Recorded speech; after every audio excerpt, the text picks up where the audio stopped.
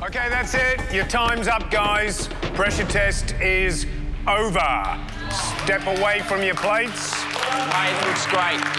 Mate, looks great. Yeah, I was ecstatic when it was finished. My dish looked really good. It was plated up well. There was heaps of sauce. It's that whole turnaround when you think you've totally stuffed something up and then it goes on the plate. I'm amazed.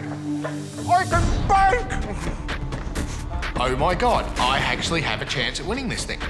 So I go and have a quick look at Trev's and Tom's, and bloody hell, they both pulled it off. I mean, from an appearance point of view, this is going to be very close. Sam, Trevor and Tom, you've just made a sticky date pudding with a butterscotch sauce and an almond praline. In a moment, the judges will head to the restaurant and they will taste your dishes one by one. Now, they're not looking for a winner today, they're looking for the worst dish. If you made that dish, you'll be heading home immediately. The other two will remain in the competition, at least for now. Thank you, judges. I noticed that it's a little lopsided on the plate, but there's nothing I can do. I mean, it's already on the plate. What's done is done.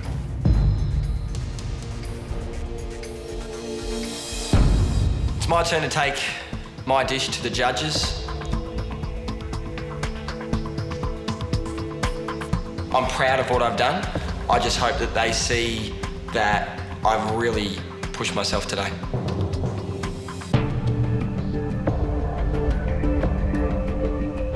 So, Sam, are you pleased with what you produced? Yes, for the most part. You may have seen that I took my puddings out of the oven about 7 or 8 minutes before 40 minutes. I did want to see how they were going. Yep. I took one out and it was a bit undercooked, so I had the rest in for the remaining 7 or 8 minutes. Okay. And I think, you know, the final product's decent. Okay. And I noticed Kate was throwing down some advice to you. Yes. Did you need advice? I do like to have the support of other people around me. It's just the sort of person that I am. Did she give you good advice, do you think? I hope so. I truly hope so. Yeah. Nothing worse than taking the wrong advice, is Certainly is not. Only got yourself to blame if that happens. Absolutely true. Okay, Sam, thanks very much. You can go now. Okay, enjoy. Thank you. If I have to go home today on the back of that, at least I go home on a high. So, the praline looks a bit thick to me, but the pudding looks a nice shape. And I think the butterscotch sauce could be a little bit darker, but other than that, I think he's done a good job.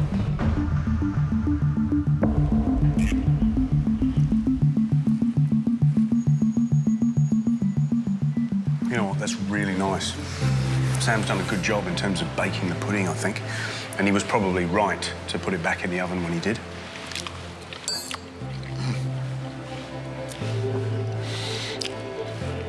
This is one of those sticky dates, if you like moist fruitcake, you're going to love.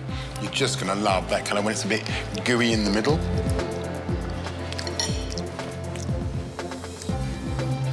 That's delicious. Butterscotch sauce is just like, wow, you just want to go back for more and sort of feel sick because you've had too much. And the pralines may be marginally thick, but what he has managed to achieve, besides that beautiful colour, is a little bit of bitterness from taking that caramel just to the point where it's starting to turn. So it isn't just a big chunk of sugar, it's got a little bit of tang to it. You know, it's got to be said, the other guys are going to have to go it to surpass that, because that is a very fine example of a sticky date pudding with butterscotch sauce. Sitting around waiting for the judges it's not fun. It gives you time to doubt yourself. It's all well and good to stay positive, but when you're looking down the barrel of an elimination, it's very tough.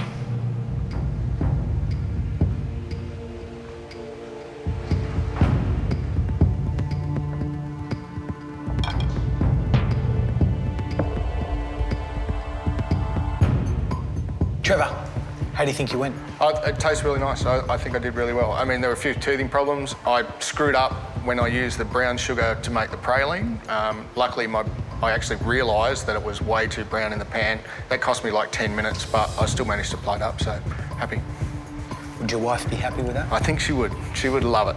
Did you have a little trouble taking the pudding out of the mould? It's not something I've ever done before, so I did run a knife around it, but Yeah. I don't think I did it, you know, as precisely as I probably should have. Okay. Trevor, thank you. Thank you. I know I cooked a good dish today. I know I can cook. I know I deserve to be here. So I just hope the judges can see that.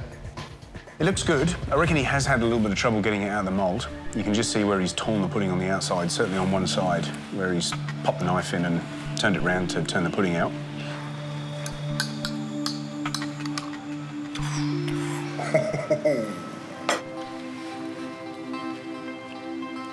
Look, I can't pick between the two of them. So far, both of them are absolutely top-notch puddings.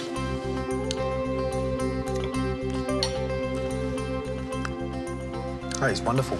It's beautiful. The pudding's deep, it's rich. The caramel sauce has got this extra little bit of vibrance compared to the last one. Mate, they are delicious. That butterscotch sauce is... That's liquid gold. It's amazing, isn't it? There's a very small difference, maybe 2 minutes in the pan that's got it a little bit darker, but it just lifts that sauce for me from being sweet to just having that kind of slightly, not quite caught, but almost caught, slightly kind of caramelly flavour, molassesy flavour. It's absolutely delicious. Wow, well, we've seen two quite amazing dishes. I'm nervous. I'm nervous about what they'll say because, I mean, I find fault with my food, so they'll probably find something wrong with it, and I just have to wait and see.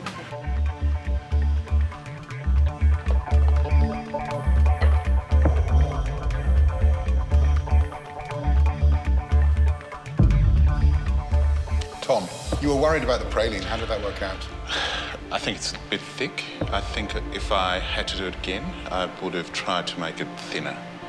Do you think that's a good enough dish to carry you through? I would hope so. I've seen the other two, and to be completely honest, I think it's going to be very close. I would like to think it's very close.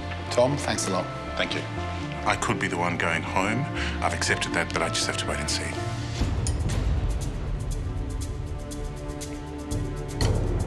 The fact that he has tipped the pudding over and poured the sauce onto the bottom as such rather than the crusty top, it's soaked right the way through, so it's really soft and really gooey, nice and sweet, really nice and datey as well. Beautiful pudding, really well made, caramel's delicious. If there's any criticism, it's just a tad paler than the last two. Try that bit because that's got more nuts in. When you bite that, it fractures, it shatters in your mouth. There's none of that sense your teeth are going to break. It just goes like that. And again, it's got that caramelly, burny flavour, which is beautiful. That's fantastic. Beautiful. Wow, this is going to be so close, huh? I mean, this has to be the closest pressure test we've had.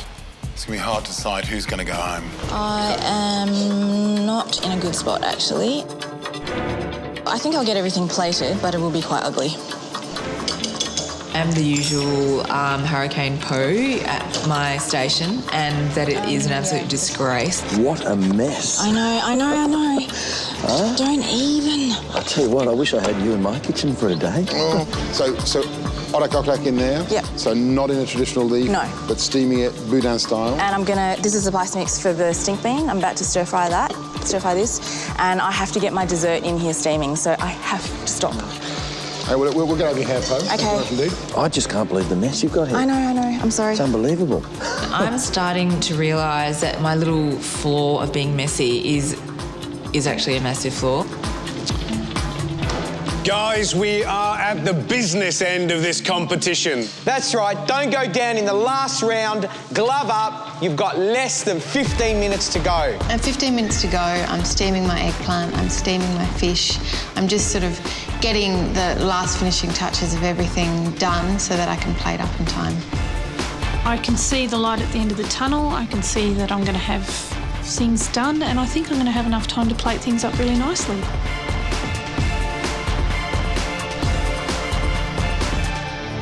At this point, I'm starting to get a little bit worried about Chris because he's already plated up. I'm happy with it. I think the flavours come out really nicely. His dish actually looks very traditionally Malaysian, and his dessert is not a bad effort. Possibly, he could overtake me with his main. I've got plenty of time to spare. I've just got to finish off my dessert now. You've got 5 minutes to go. 5 minutes. 5 minutes to go equals freaking out. I was just doing everything at once. Dessert, then main, then dessert, then main, going back to one another, and I wasn't concentrating on just one. You have 1 minute to go. Now, 1 minute to go, I'm manic. I have to rip my eggplant out of the steamer. I don't think it's 100% ready yet. I'm sort of just chucking everything on the plate. 1 minute to go and I'm attempting to cook my spring roll. The oil is just not hot enough. I must have turned off the burner and it was just warm. You have 30 seconds to go. And when I ask you to put your tools down and step away from the stoves, please, please do so.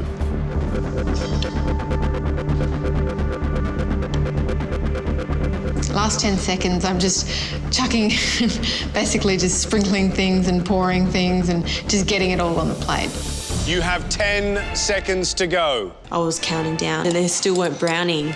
And, you know, I had my tongs ready to go when time's up. 3, 2, 1. That's it. Step away from your benches, guys. And it was just, damn it, why did this happen to me again? Once the challenge is over and I look at my 2 dishes, I don't think they look good, so I'm really disappointed. Just have to wait and see now. It's a guessing game. It was always going to be a guessing game. And it's all about taste and flavour, and if it's there, then it's there. If it's not, then it's not. So I'm just going to have to wait and see. I'm very nervous because I've been banging on about how I want to cook, you know, Malaysian this whole time, and then for me to sort of fall short of that would be quite humiliating. Pad Thai with a sambal paste and stink bean and fish custard. A glutinous rice dumpling stuffed with pandan leaf and palm sugar.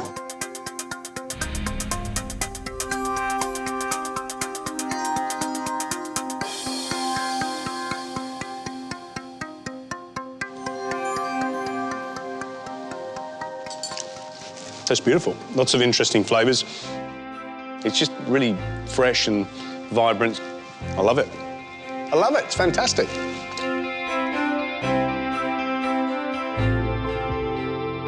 Interesting, tasty. It's beautiful. Absolutely beautiful dish. Well done. Visually, doesn't really look appealing.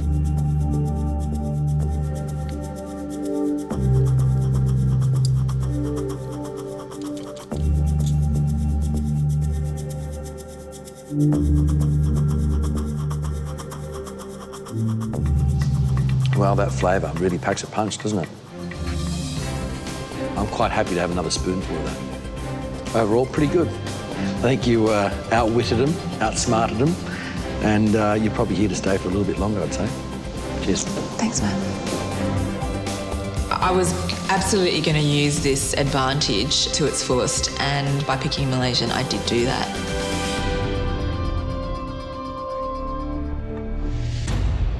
Chocolate mousse cake. Wow.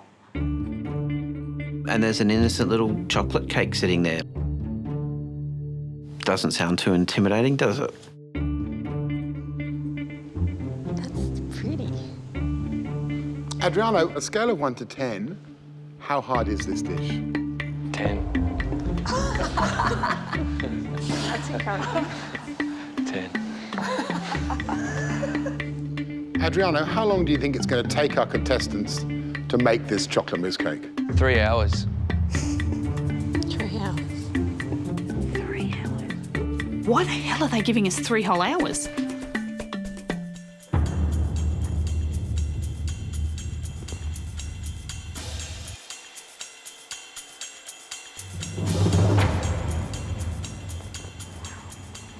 I understand what they were saying now, and I understand why the judges were going, you're in for a treat today. I'm still scared. I really am starting to suspect that my advantage is quite minimal. So on the bottom we have a cinnamon sablé, followed by, we have a layer of chocolate and blackberry mousse. On top of that we have 2 textured apples. You got one flambé, one tartane. It's just layer upon layer upon layer of different textures and chocolates and caramels and apples and biscuits. And then sprayed with chocolate and cocoa butter. shit, how are we going to do this? Well, let's have a look where this can go wrong. It's a biscuit bottom. You must not overmix it. Quite a few things can go wrong today. If you don't use cold butter, when you bake it, you get a lot of seepage of butter out. Every single thing has got a ton of jeopardy in it. If you overcook it, your biscuit will be too hard, your sponge, and you won't be able to bend around the ring. It'll just snap. So we've got 9 different opportunities to screw up. Then you go to your mousse, which you have to make a sablé on, you have to whip the cream, more chocolate. What was that? I was just completely tuned out then. 50 degrees, take it up, maximum 50 degrees, bring it down, 26, and then back to 32. Or thereabouts. If you don't do this, the chocolate won't set. Okay. I didn't even know you needed to do that with chocolate. I just thought you melt it and you use it, but, you know, clearly my knowledge is somewhat lacking. Adriano, any last words of advice to these poor people? Keep your head down and go hard, I'd say. That's what you really have to do. You got no time to sit around and think. Just do it. If you thought the crock and bush test was tough, this is a whole nother level. I get started on the chocolate mousse part of the cake. I have to whip cream and melt chocolate and combine those two things. The blackberries are boiled in a little pot on the stove and then some sugar is added. I've got 43 minutes left. I'm hoping that before too long, I'll be able to say I've got most things done.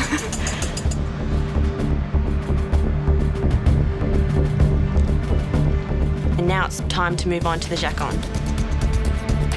There's 2 layers in the cake and it's there to separate the gooiness of the caramel and also the apples. I haven't even assembled my cake and that needs to go into that thing.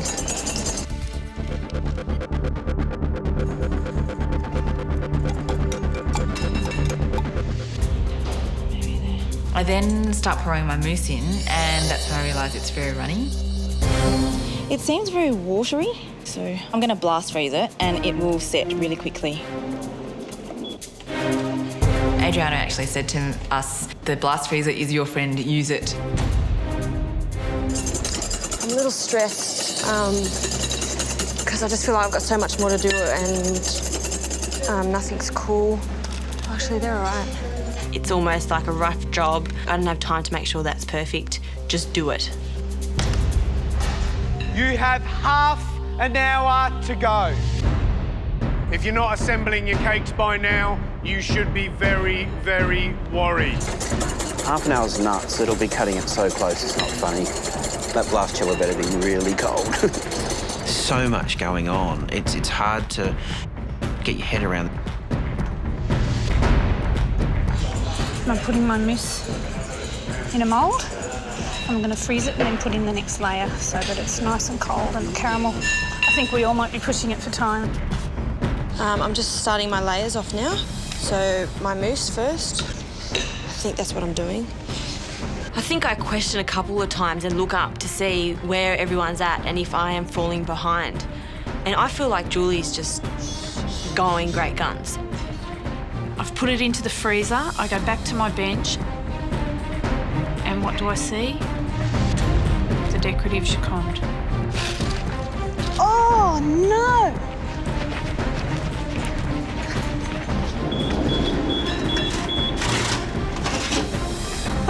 Oh, God.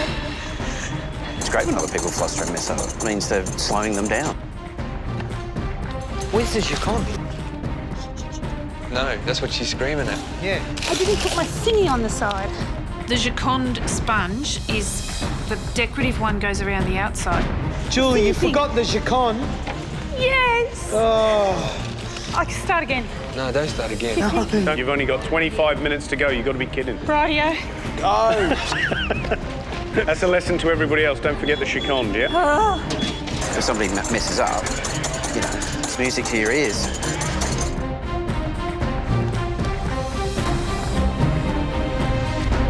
You have 15 minutes to go.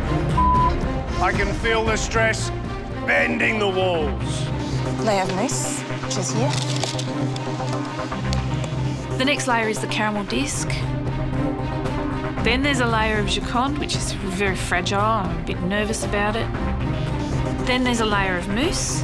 a layer of apple, then there's a layer of jacon, then there's another layer of mousse, and then the sub-layer. You have to make sure everything fits nice and snug or else it just won't hold together. So my cake is layered, it's in the freezer, and now to work on the garnishes. Go, Po! I'm very, very proud of them. I think this is absolutely amazing. If I gave this challenge to somebody in my work who has never done it before, they wouldn't be able to do it. Wouldn't be able to do it.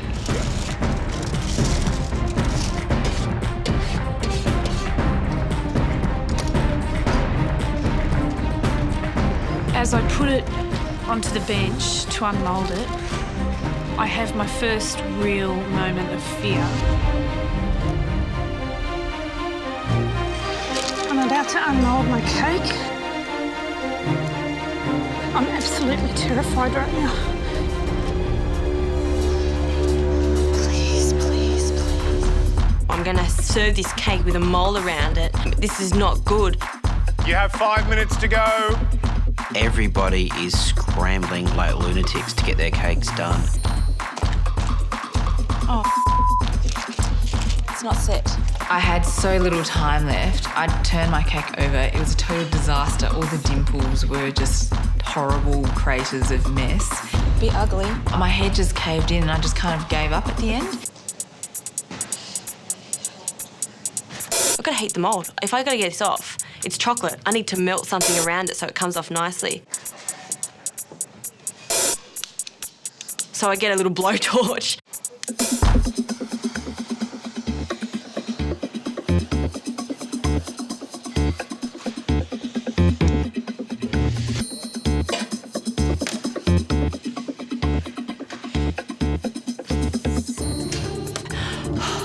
Thank God. I know that I'm the first person to spray because I haven't heard anybody else's spray guns going. Is that the right noise? Yeah, the sound of the spray guns is quite loud and you do feel like you're a little bit in a hardware shop.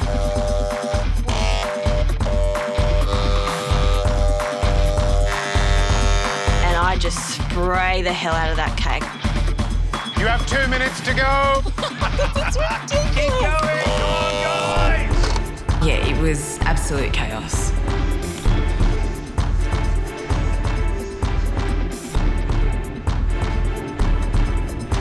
You have 1 minute to go. Oh no! Oh shit!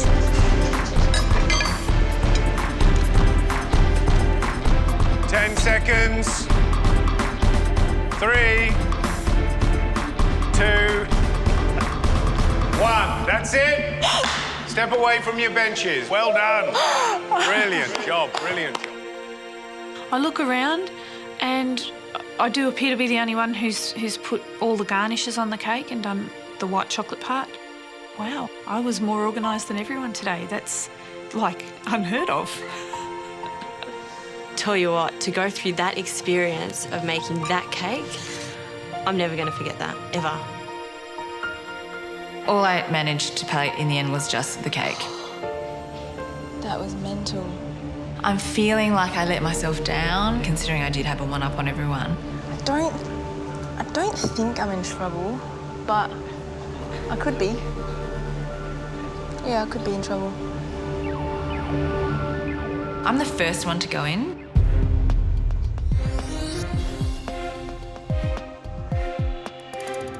And when I plonk the cake down in front of them, I kind of have a little bit of a nervous giggle. Because it looks hideous. And when I cut into it, the caramel is very sticky. I was just mashing the cake so much that when it got to Gary, it was just not even recognisable as a slice of cake. Thank you. Thank you. You can leave us to taste. Okay.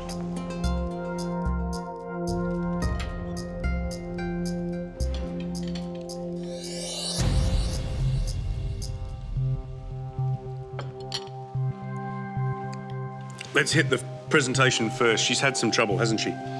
She's missed off the decoration on the top, the little hazelnuts, the little chocolate decoration.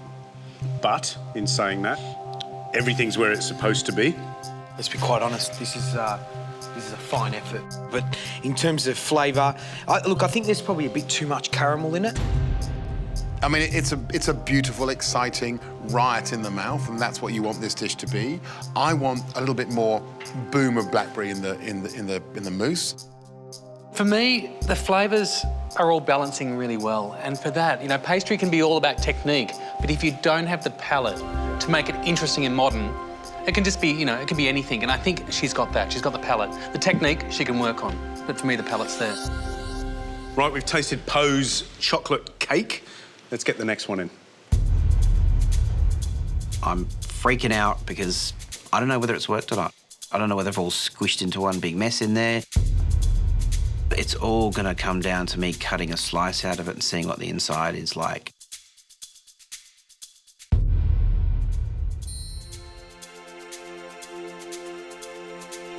I'm over the moon. It's just perfect inside. It's looking good so far, Chris. Nice layers, beautiful. I'm feeling like $1 million. Chris, thank you. We'll taste now. Thanks, guys.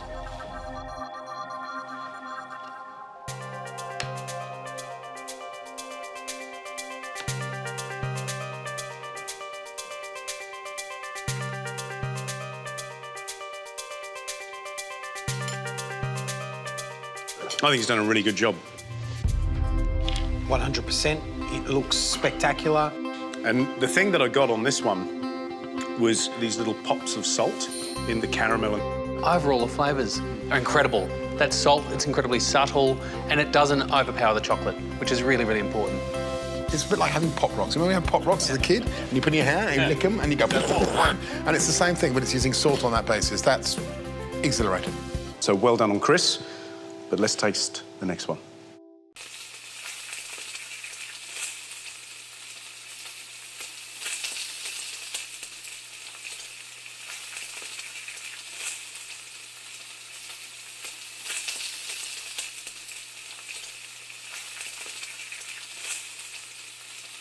I'm hosting a little dinner party here in the restaurant. I've invited 4 of the elder statesmen of Australia's culinary industry, who together have over 175 years of experience shaping how we as Australians eat. And I want the 5 of you to cook for us. In the morning, you will be given $100 each, and you'll have 15 minutes at Coles Supermarket to shop for your ingredients. Hi. You will then have 1 hour to make a dish you think will impress our VIP guests. Your time starts now.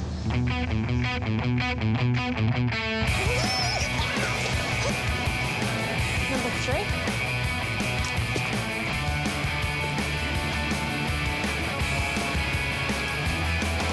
If you're listening to this, you have 7.5 minutes to go to get all your shopping. 7.5 minutes. Let's go, guys. Chop, chop. Okay, duck. Today I'm cooking a main, which is the duck breast with an agricultural sauce and some carrots. They got duck breast. I think I got everything. You got everything, did you? Come on, I think I did. Go. I don't know how much. I think that's everything. Let's go. I do Got have $13.20 change. Brilliant. So everything's paid for. I've got all the ingredients. At this stage, it's looking good. I'm just really eager to get back to the kitchen and start cooking. Before you get cooking, you'll get to find out exactly who those guest judges are.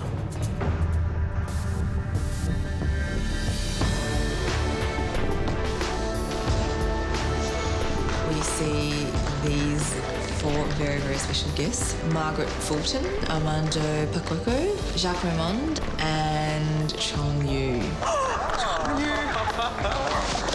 Oh my God. The dish I'm making today is sort of a play on the duck à l'orange with that sweet and salty sauce that breaks through the fat of the duck. Just roughly chopping onions, celery, other bits of aromats. cooking that in with my beef stock and then letting that simmer for a little bit just to get it extra flavour, I guess.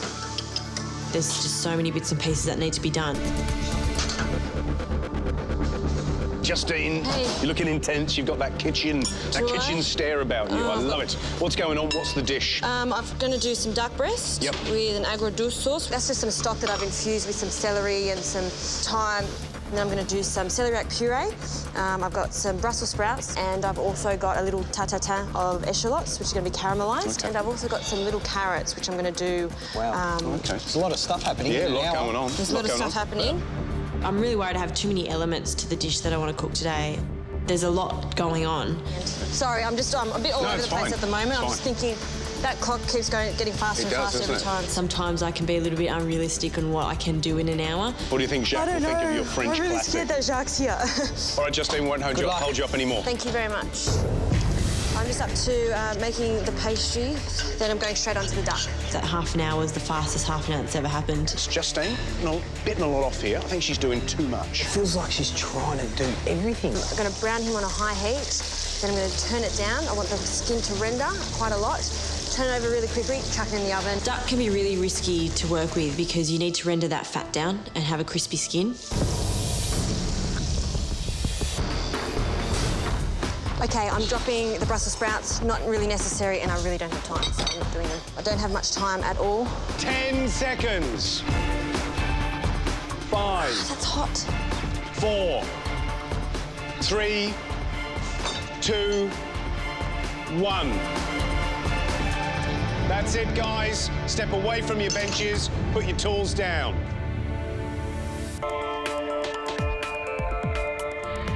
I've done a main course of duck breast with an agua dulce sauce, celeriac puree, and a caramelised echalot tatin. You know, when I saw this dish, I said, what is the season? Winter. Braised carrots, shallots, celeriac, and your sauce bigarette. I think it's fantastic what you've done here, just on thinking. Before even I look at the dish or before even I taste it, I know then she has made a perfect seasonal dish. Wonderful. It is an amazing feeling that Jacques Raymond could tell me something like that. And I just hope that when you taste it, you taste the flavours that I'm trying to express to you today. Thank you, Justine. Thank you, thank you. Wow. It's very good. Unbelievable, the lightness of this puree. Very good. Oh, that's good.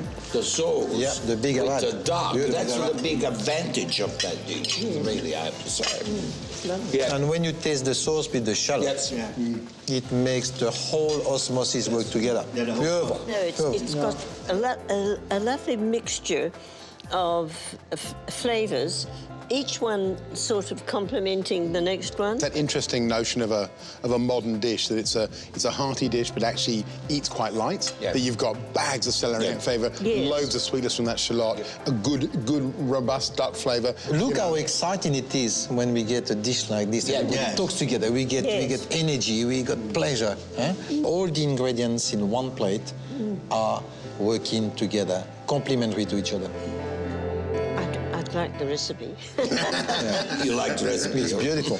I'm going to reveal the scores from the highest to the lowest. So first of all, who won yesterday's challenge? The total points awarded out of 50 were 47. 47. The winner of yesterday's challenge is Justine.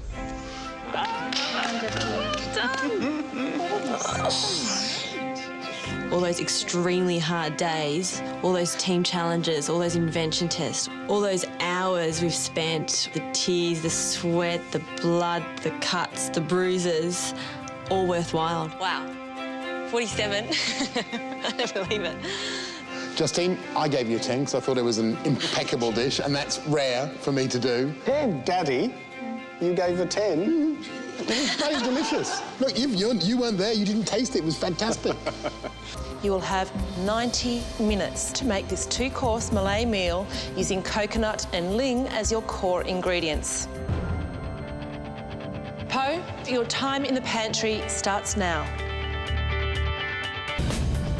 Eggs, kaffir, pepper. Some of the ingredients that I chose are the ikan bilis, which is a dried anchovy, belacan, dried shrimp paste, a lot of funk. Po, your time's up. It's time to start, and as usual, it's just chaotic. Look at Po go. Run! I am. The person who wins the invention test today will get an amazing advantage for tomorrow's challenge. And the person who does the worst dish will be eliminated. This is going to be really interesting because there's 4 people cooking something they're very unfamiliar with. There's huge pressure on Po to do well today. I mean, she's picked the theme, she's picked the core ingredients, she's had all night to think about it. The judges will scrutinise her harder. I've waited so long in the competition to be able to cook something from my heritage. I'm cooking something that is familiar to my childhood and, you know, brings back a lot of memories. That smells amazing. That's that pandanus. Yeah. So, wow, smell that. Wow. So we're talking this green leaf here? Yep. The pandanus leaf, right? Yep. I'm making dessert with it. Okay. So I'm Which just is? gonna stuff a glutinous rice dumpling with coconut that's been cooked in this and some brown sugar. Okay, little dumpling in this sweet pandanus and coconut milk. Yeah, man, I'm going to do otak otak, which is a fish custard. Okay. So I'm blending that up with all these fresh spices to make a wet spice mix, and then I'm actually going to boudin it, so I'm going to modernise it. You look absolutely happy. I'm stoked. You look like you're in control. Yes. The pressure's on, no? Yeah, it is. Because as much as, you know, you can talk the talk, yeah, now you have to walk the walk. Yes. So if the polar coaster comes back and you're on the dip, yep. What does that mean? Bad. It means bad. It means bad. I think Chris might be the only one that's going to give Po a run for her money. This is her domain. This is what she knows. I reckon she's standing there cooking, and I reckon she can see her auntie to her right, her mother to her left. Hopefully she's going to do them proud. The only thing that's concerning me, she's got a lot going on. Has she bitten off more than she can chew? And now it's just getting super frantic. Po's cooking in front of me. She's got some crazy-ass techniques going on, but I hope she has a Po meltdown and mucks it up because I need all the help I can get at this point. I really was on high speed today. Because I was sort of trying to multitask, I was a little bit in danger of burning the pandan essence that I've made. What's that? Oh, Po. It's okay, it's okay, it's okay. No, Po. Burnt it a little bit. It's bad, just very bad. That's right, that's right. Because the edges caught a little bit when Gary came around, and he commented on, ooh, what are you doing there? That's fine. I've got all the black out. I was starting to fret a little bit that weird Po was rearing its ugly head as well. 45 minutes to go, and I'm using my food processor to break down the spice paste. I'm having quite a lot of trouble balancing it, so I'm starting to think, oh my God, why did I pick this dish? I just left too many processes to do. So yeah, I have got myself into a bit of a stitch. I think I'll get everything plated, but it will be quite ugly. I'm the usual Hurricane Po at my station, and that it is an absolute disgrace. What a mess. I know. Huh? Don't even. I tell you what, I wish I had you in my kitchen for a day. So otak in there? Yep. So not in a traditional leaf? No. But steaming it boudin style? And this is the spice mix for the stink bean. I'm about to stir fry this. And I have to get my dessert in here steaming, so I have to stop. Hey, we're going to have your hair, Po. Okay. I just can't believe the mess you've got here. I know. I'm sorry. It's unbelievable. I'm starting to realise that my little flaw of being messy is actually a massive flaw. You have 30 seconds to go. And when I ask you to put your tools down and step away from the stoves, please do so. I'm very nervous because I've been banging on about how I want to cook, Malaysian this whole time, and then for me to sort of fall short of that would be quite humiliating. Pad Thai with a sambal paste and stink bean and fish custard. A glutinous rice dumpling stuffed with pandan leaf and palm sugar.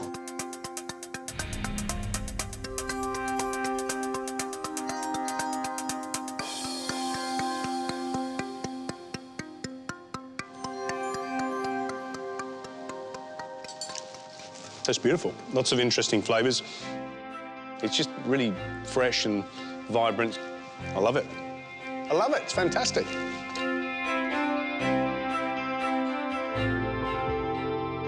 Interesting, tasty. It's beautiful. Absolutely beautiful dish. Well done. Visually, doesn't really look appealing.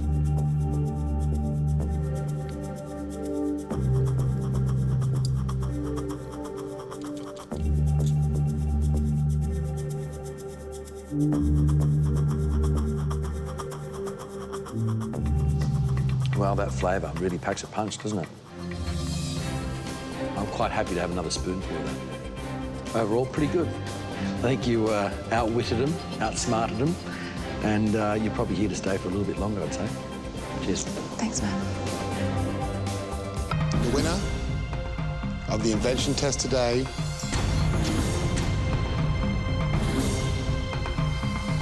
is Poe. Well done, Poe. Good job. I think my mum's going to be so happy for me. I keep thinking back to how lucky I am to be here. I'm absolutely thrilled. Poe, that dessert was exquisite. It was poetry in a bowl.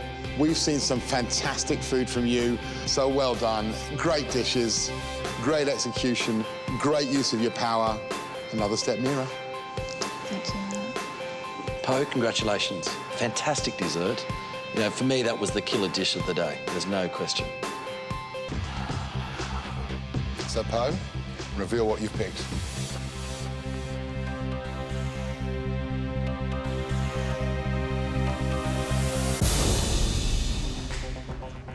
Poe chooses mushrooms.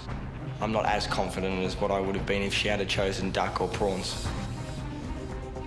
This amazing bowl of all these different varieties of really interesting Asian-style mushrooms, and I think that's absolutely brilliant.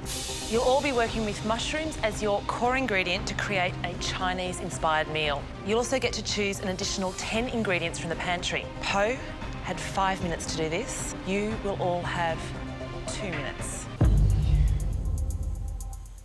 The 5 of you here in the group are first up in the pantry. Your 2 minutes starts now.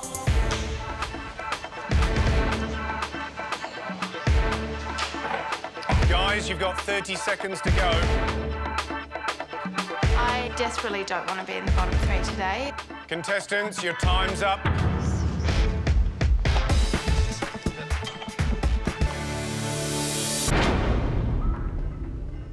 You have 1 hour to prepare and cook the best Chinese-style dish that you possibly can.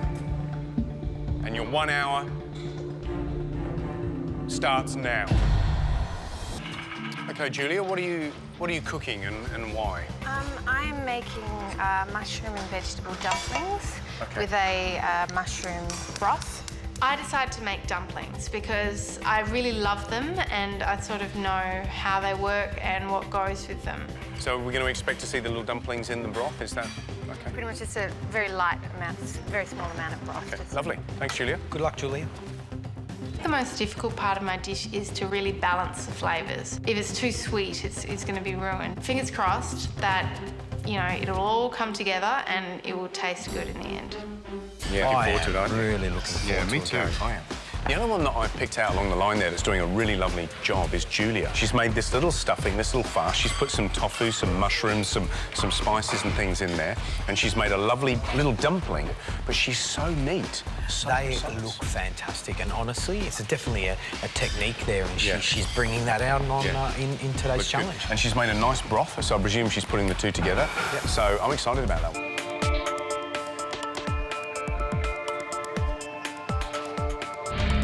Tell me what you've cooked. I've cooked mushroom and vegetable dumplings in broth.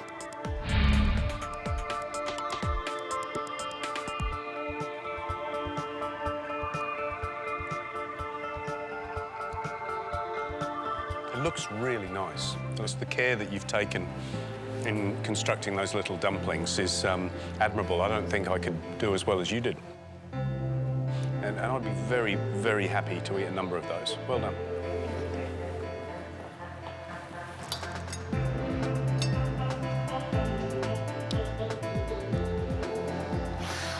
High five. Yeah. You know, you've showed skill, you've showed technique, there's balance in there.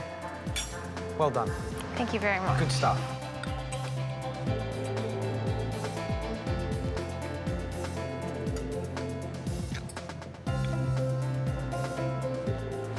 I so want to disagree with them, but I can't. That's fantastic. There is something impeccably right about putting the flavours of Chinese vinegar with dumplings. It kind of makes them savoury, and the vinegar has a little bit of a tang around the side of the palate. It really brings out the flavour of those mushrooms. So, absolutely, A1, cracking dish, well done. Thank you. I think I've got a chance of being in the top 3. I just want to be recognised for making good food. One of you will be going head-to-head with a leading chef in our next Celebrity Chef Challenge. You'll also get a chance at a winning ticket through to the final week of this competition.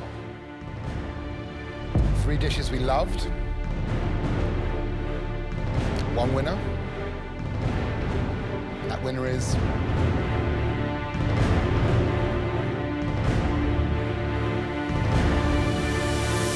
Julia.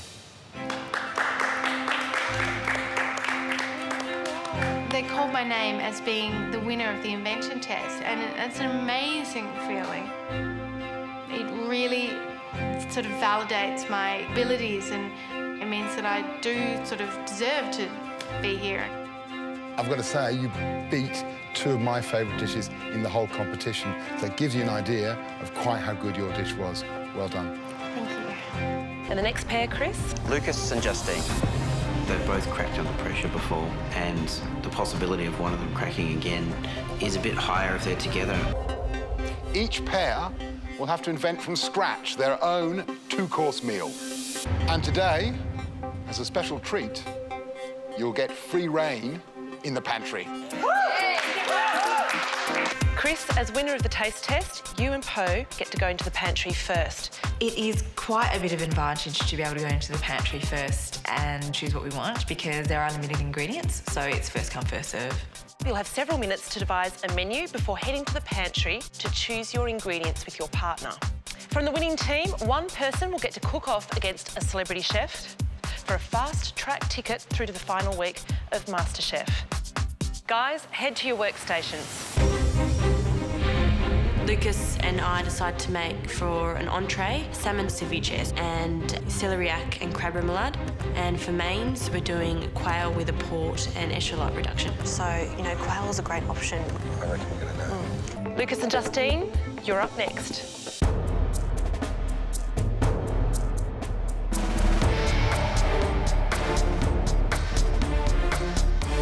I'm here to win this contest. For me, it's to get in the top 9 now, and then from there go to the top 8, and then from there go to the top 7. So we'll see what happens. Is there another little crab? That's it. In the freezer? In the freezer. Yeah. Which one?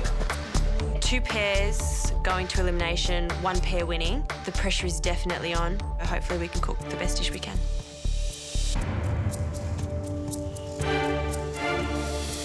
Right, guys, Lucas, Justine, what are we cooking? We're doing an entree, mate. Yep. We're doing a salmon with a celeriac. Celeriac and crab remoulade. Okay. And the main? And the main. Braised quail with a port and shallot sauce.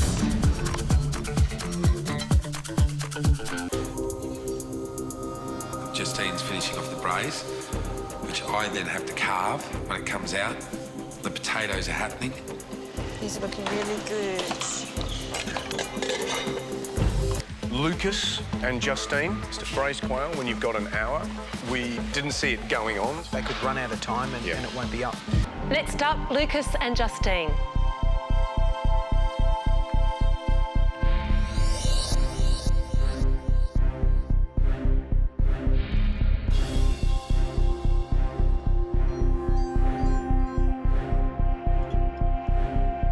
It's zingy, it's punchy.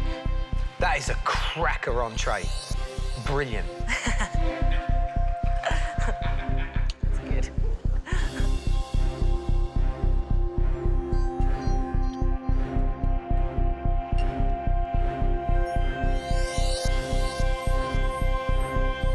It's the complete dish, so well done. That's a beautiful, beautiful thing. Congratulations. It's a wonderful feeling when you put your heart and soul into something and someone really appreciates it, and that's what food's about.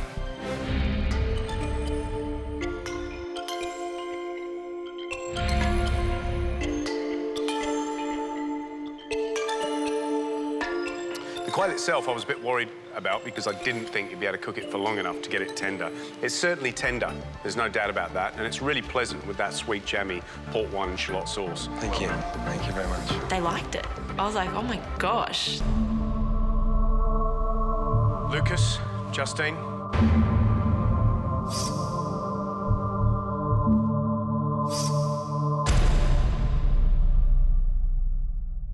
Congratulations. You cooked the best two-course meal today overall.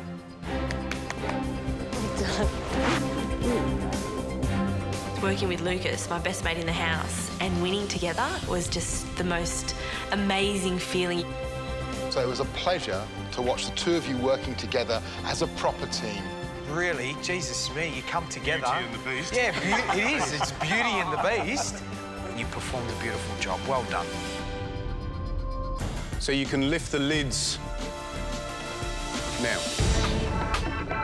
Every time that I go into the mystery box and I see the ingredients, my mind just goes blank. You have a whole snapper. Fantastic. I love cooking fish. I come from an island. We cook with fish all the time. Eggs, a potato, chili, and beer. My background is beer. I run a beer business, so that put a big smile on my face. A really beautiful piece of snapper can be used in many ways. Steamed, roasted whole, pan-fried, fillets taken off. It's really endless. Remember that this challenge is all about winning. It's not about avoiding losing, so be inventive.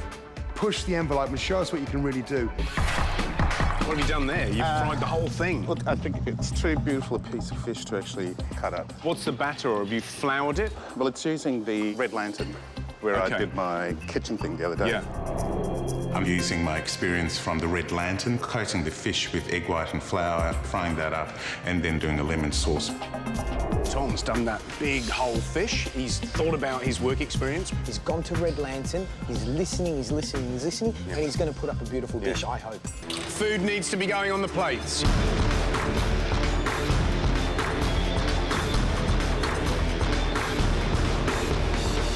OK, that's it, guys. Your time is up. Taking my plate up to the judges, the only thing I'm really concerned about is that the fish will actually fall over, so I'll end up with the flat fish on a plate. Tom, what's the dish? Lemon fish swimming in a chili and ginger sea. It's definitely straight out of Jaws, isn't it? Dun-dun, dun-dun, dun-dun, dun-dun.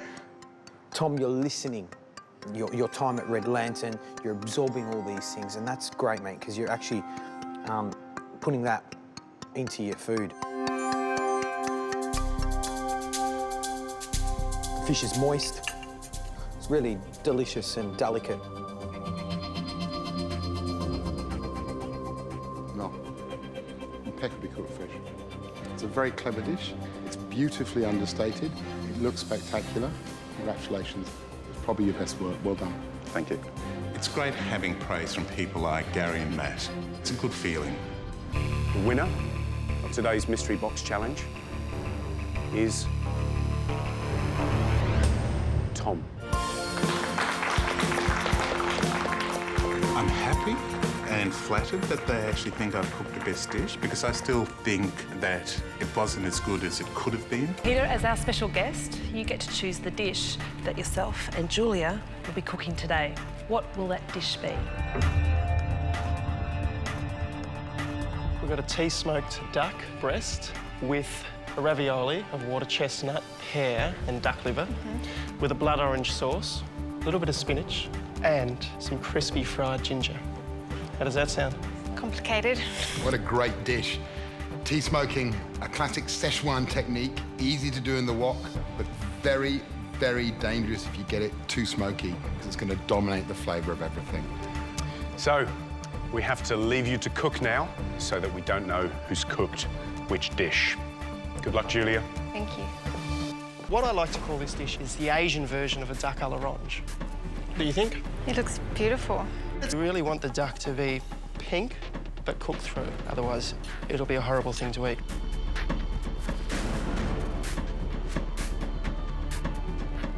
It's beautiful. The textures are fantastic. The crunch inside the ravioli. It's beautiful. And the duck is really nice and smooth. I've never cooked anything like this dish before, so it could be a bit of a struggle for me to get it all together and make it as good as I can possibly make it. Julia, you'll get a 30-minute head start on Pete. Good luck to both of you. Your time starts now. The whole balcony is filled with everyone else in the competition and they're staring down. I'm scared about making a fool of myself, basically. I don't want to do that. I want to do a really good job. I'm looking at all the ingredients and I just really wish that I had a little bit more time to just really get the recipe into my head, but I don't have that time. I have to do it now. So what's the process you're going to do? While this is caramelising, I'm going to julienne the ginger, ready to fry it. And I'm going to get the smoking mixture together for the duck. The first thing Julie does is chop down really finely the ginger. It's one of the last things to go on top of the dish, but I think she sees it as something she can get out of the way quickly. They look good. Quick, quick, quick. So to make it even more crispy, a little bit of sea salt over that helps drag out the moisture. I'm basically taking through step by step how I would do it. You can put the juice in if you like. I've done the full amount and I don't have enough juice, I don't think. What I'll do, I'll give you mine. We're going to add some orange juice. We reduce that down until we get a syrup. That's the sauce. Say when. Love it. The duck, we're going to smoke it in a manner called tea smoking, which is a Chinese way to impart flavour into a dish. As well as the spices and the orange peel, the sugar is there to add some sweetness, but also to give it a beautiful colour. Yeah. As it's smoking. And the rice basically adds a little bit of flavour, but more so helps to bind it all together. The role of the chef is to educate. And hopefully I've helped her along the way of her path of knowledge. 30 minutes to go, guys. 30 minutes. I'm getting ready to start smoking the duck. It's crunch time. The biggest challenge for Julie is going to be tea smoking the duck because you can over smoke it and becomes a bit bitter or overpowering the smoky flavour. When my duck was in the pan and I was rendering it, I thought it was done and I turned it over, but then I thought that the skin could have been a little bit crispier and more caramelised, so I turned it over again, which is a massive no-no usually. So I may have stuffed up a little bit there, but hopefully it won't really show through in the end product.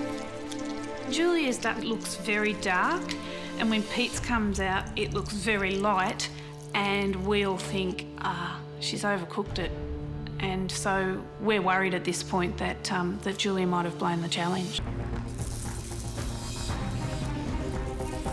I'm actually feeling confident that my dish is going to be ready and it's going to be on the plate and it's going to look good.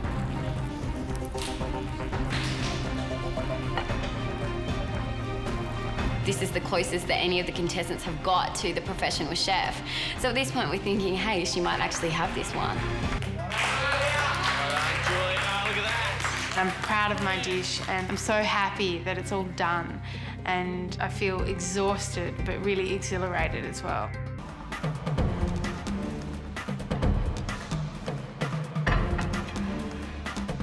Thank you.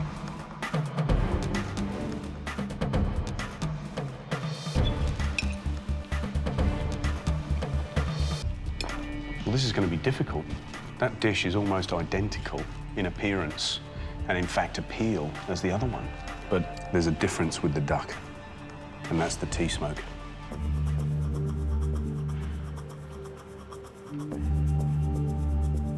The duck is smoked beautifully.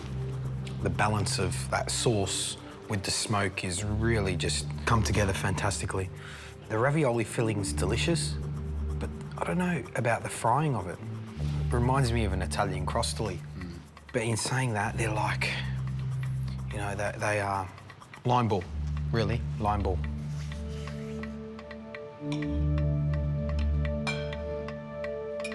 This ravioli seems like the chestnut and the pear has been cut a bit more chunky, and I feel a bit cheated because in this bit, there's not much pate there. And I love that combination of liver pate with duck. Having said that, that duck is impeccable. And this bit here, this little brown crispy this bit here, which I know. No. Gary, you've got to have that because I know you're looking at it. There you go. The fact that there's a bit of duck on the plate that you and I would fight each other, probably to the death for, is a sign it's a great dish. What a privilege and a pleasure to be presented with two such fantastic dishes. Julia, if you now score more than 24 out of 30, you'll be getting a free ride all the way through to the final week of MasterChef Australia. Gary, what did you give plate 2? I scored plate 2 9 out of 10.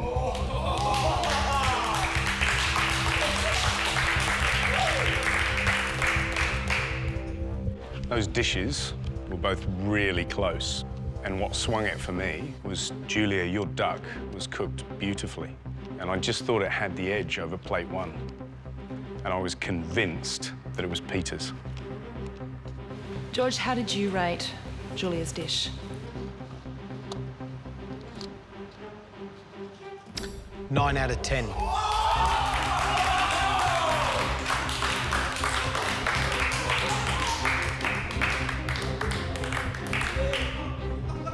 You can have a job in my kitchen any day of the week, yeah? That was brilliant.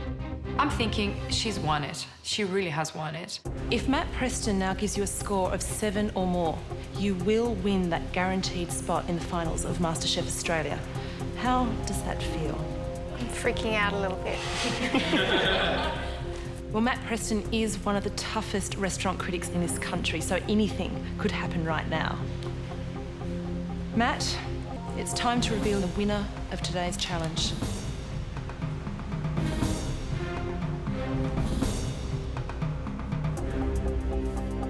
Nine out of 10.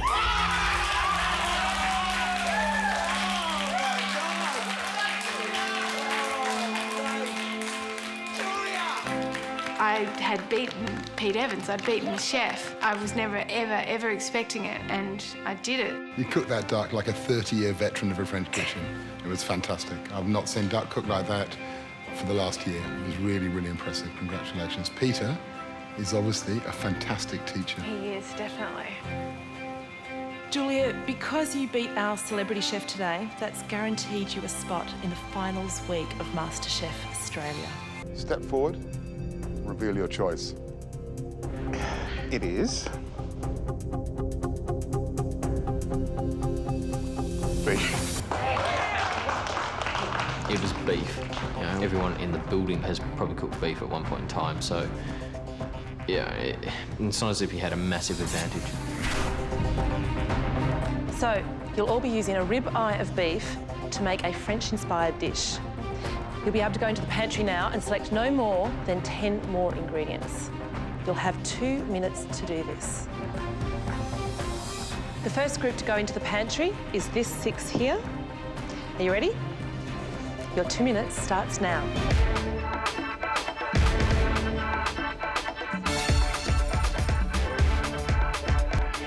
I'm here to win, so I'll do everything I can to stay out of the bottom 3.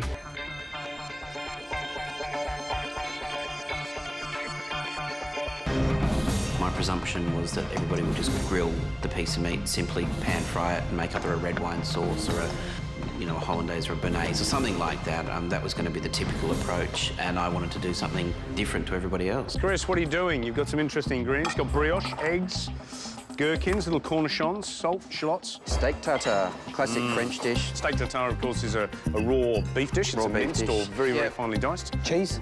That's to eat. Are you kidding?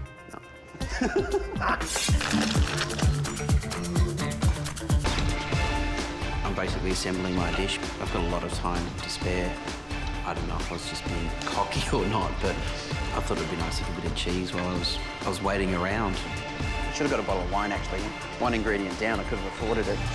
Walking up towards the judges and I'm seeing steak after steak after steak beautifully cooked, and I'm thinking, oh, shit, what have I done?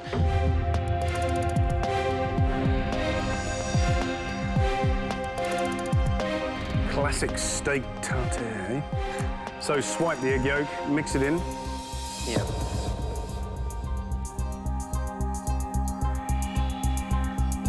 For those that don't eat steak tartare, what you've got to appreciate is this sort of lovely, soft, slippery raw beef. It's got to be absolutely fresh. You've achieved that. I hate raw beef because it freaks me out, especially a raw egg yolk on it. But I'm going to give it a go.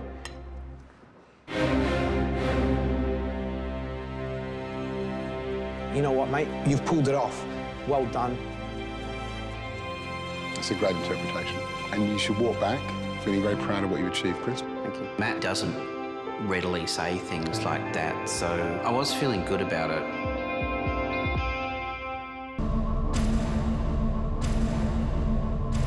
Congratulations. You three have presented us with the 3 most delicious dishes that we ate today. Finally, I'm amongst the winners. 3 amazing dishes, but only, sadly, 1 winner. And that winner is Chris. Matt revealed that I'd won, which was fantastic. I'm glad I went out on a bit of a limb in cooking a raw dish. It was great. You are really looking like a real chef, yeah? I hate raw meat, I hate tartare, but I ate that today and walked away and went, you know what? That's not bad at all. That is a real chef's dish. Well done, keep it going. And because it's finals week, it's double trouble. You have to make 2 pies, 1 sweet and 1 savoury.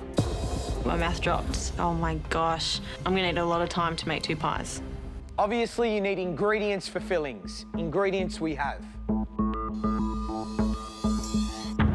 This is for your sweet pie. You got so many fillings, be as creative as you like, but it must taste beautiful. My mind immediately is just going, oh, too many combinations. I'm kind of just buzzing with ideas. This table is laden with ingredients. There's no excuses here. You should be able to produce a beautiful savoury pie. You can use as many or as few ingredients as you want. The only restriction is that you must have pastry in both of your pies. You have 2 hours to produce your 2 pies.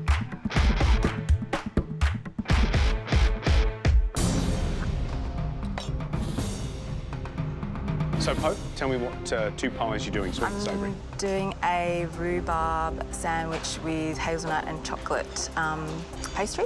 So it's like an open pie, essentially. Right. I'm actually going to construct the pie out of basically 2 biscuits of pastry, and then I'm going to stew the rhubarb so that they're all upright and try and keep that shape. I think you're very brave doing something really creative. Yep. And I think you're pushing the boundaries in terms of what is a classic pie. Yeah, we don't want to see a whole lot of one-dimensional pies, do we? No, not at all. I was really pushing the definition of a pie, but I think that's good. I think it's good to reinvent things and push people's perceptions of what, you know, things should be or shouldn't be. It's a typical Poe in a pressure situation. She wants to do something creative, but if it all goes wrong, she's going to give us something that's maybe fallen over or collapsing, or she could put up that gorgeous rhubarb pie and impress us all.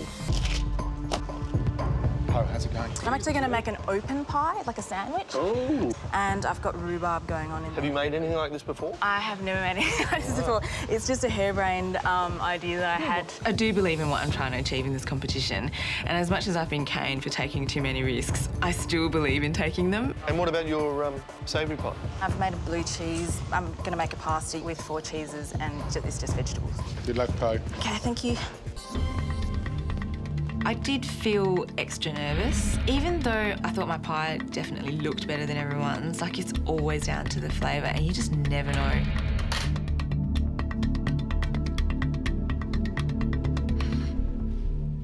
It looks really pretty. The little crimps that you put around the edge are perfect, absolutely perfect. The filling's interesting. The reason why it's interesting is because that blue cheese gets in the way of something, and it sort of confuses it a little bit. Okay. You've taken the risk. I mean, I love blue cheese.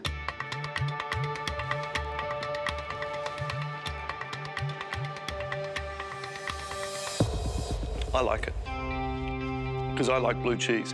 I think your pastry's lovely. The balance of everything is really good. So that wins for me. I really like it. So now, onto your dessert.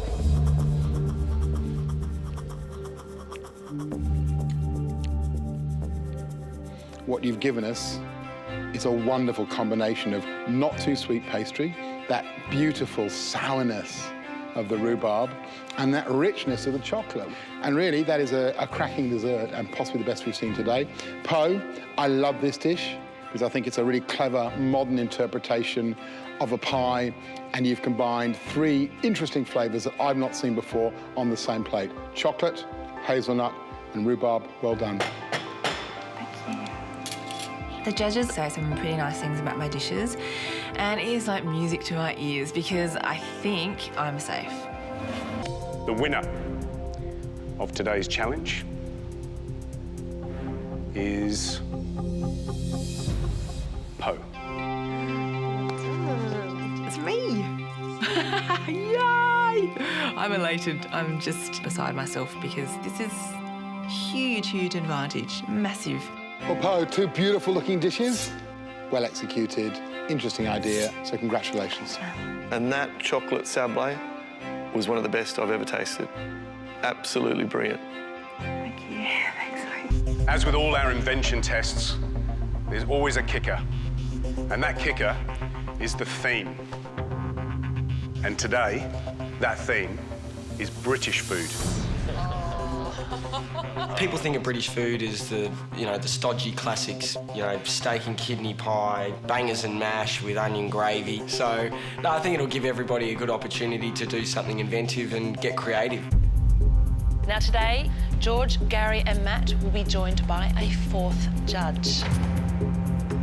He's a man many of you will recognise. He's a world-renowned chef, and he's been the judge on the UK MasterChef for an extraordinary 9 series.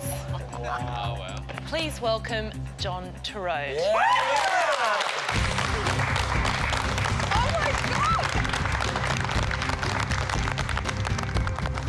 Hi, John. How are you? John, how you going? G'day. How are you? Julie, please reveal what core ingredient you've chosen for today's Invention Challenge. The ingredient I chose is lamb. When Julia pulls off the cloth and we see it's a leg of lamb, my heart actually saying, I'm like, oh God. I love working with lamb. It's a lovely meat. The trouble is, it's a leg of lamb, so trying to roast a leg of lamb in 90 minutes is really, really tough. You'll be going into the pantry in 2 separate groups. The first group to go in is the 6 closest to the door. Your 2 minutes in the pantry starts now.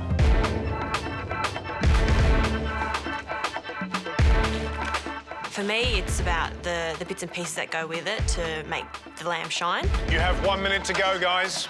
So I automatically thought spinach, mint, mustard, hot English mustard. The Poms love hot English mustard.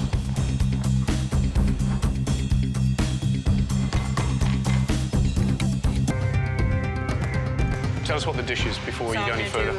A lamb roll with a mushroom duxelle inside. Tell me how this becomes British. British hot English mustard. Do you want to know? Do you want to know the rhyme in England? Yeah, okay. Yeah, mustard and wine is fine. Mustard and mutton, you're a glutton. Just a touch. You won't even notice.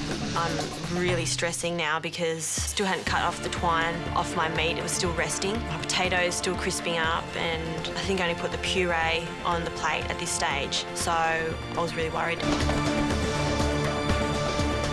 OK, that's it. Your time's up. Plates down, tools down. Step away from your plates.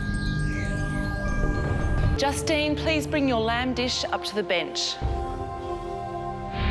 What have you cooked for us? Lamb roulade with a mushroom duxelle with a spinach and mint rough puree.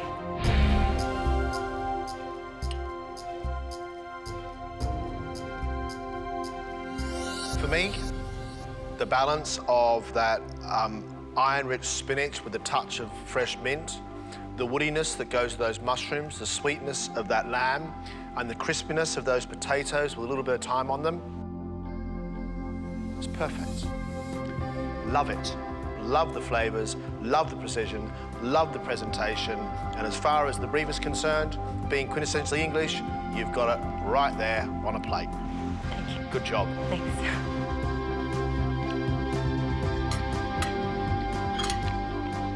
Justine, that's probably the best dish you've cooked so far this competition. I think my heart rate just slowed down a little bit and was just seep up the moment, just seep it up, because I was very, very happy. The winner of today's invention test is Justine. Well done. Yay! I can't believe I won. This is like a dream come true. It's fantastic. Thank you, Justine. Thank you. At last, you've shown what we saw in that first audition. And I think we've all watched you cook in mystery box and invention test challenges, and it hasn't quite come together as a unit. And today you've done it. Well done, Justine. Julie Goodwin is a 38-year-old mother of 3. How will she fare with some good old-fashioned home cooking?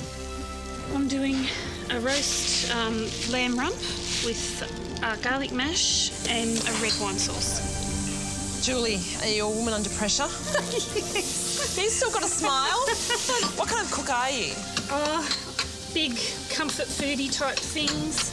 I put my heart into it because I'm cooking for my kids usually, my friends, my family, cooking for the people I love, so I cook with love. I actually came here instead of taking my oldest son to his first day of high school. So now I've got to make it worthwhile. Got to make it worthwhile. So. You all right? Yeah, I'm good. Good. Deep breath. They have a knife in there, don't they? I think you're ready. You are ready, OK? Yep, I'm ready. I'm ready. Everyone's behind you. Off you go. Hello. Hi, Julie. How are you feeling? Oh, I'm really, really excited to the point of terror. Right. Gonna unload your stuff and start cooking? Yep, I'm going to carve and plate for you and just reheat my sauce. So, why MasterChef? I'd like to be good fast food, that people can come in, take home a beautifully cooked, fresh food, family meal, put it on their table, and it's home-cooked food. It just wasn't cooked in the home it's served in. Lamb and mash.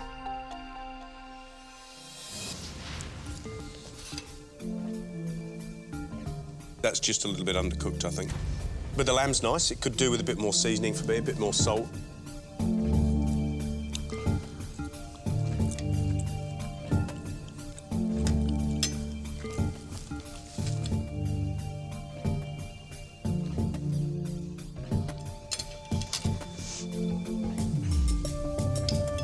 This is excruciating.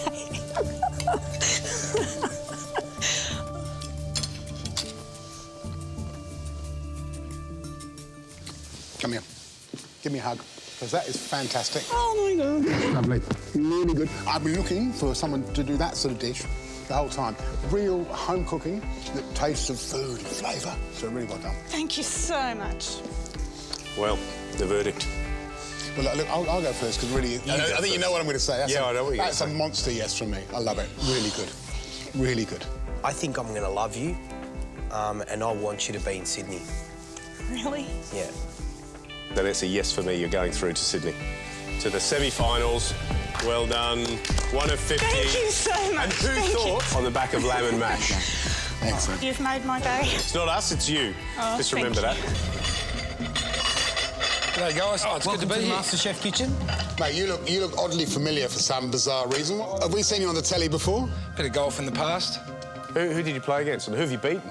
I played with Tiger a couple of times, which was fantastic. Beat him in '97, so he was only young. But at the same time, beat him. Not many guys can say that. Sorry to interrupt. I mean, do you need this? Do I need this? Yeah, do you need this? I mean, did you earn enough money through your pro career to put you into retirement? Oh, not at all. No, that's why I've opened a cafe. You know, I won the Greg Norman in 2000, which was my biggest win. And it was financially very good for me.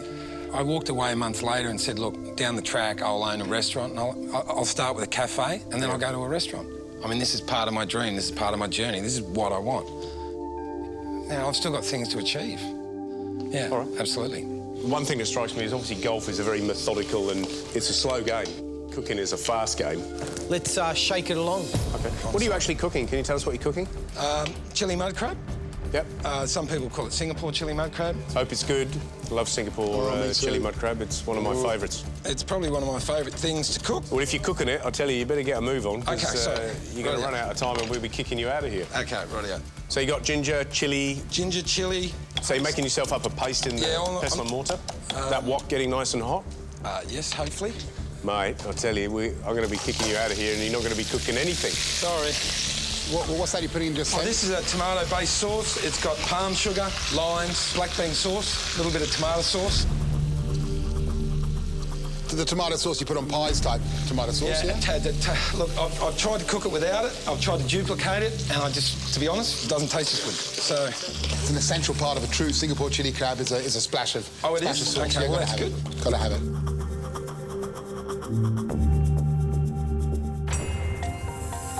And there you go, guys. My Singapore chili mud crab. This is, let's be honest, this is how you do it. Main thing is, do you like it?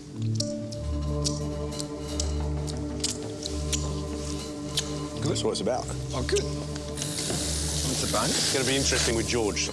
It's going to be very interesting. Because George is not a chili man, are you, George? No. At least my shirt, it blends in.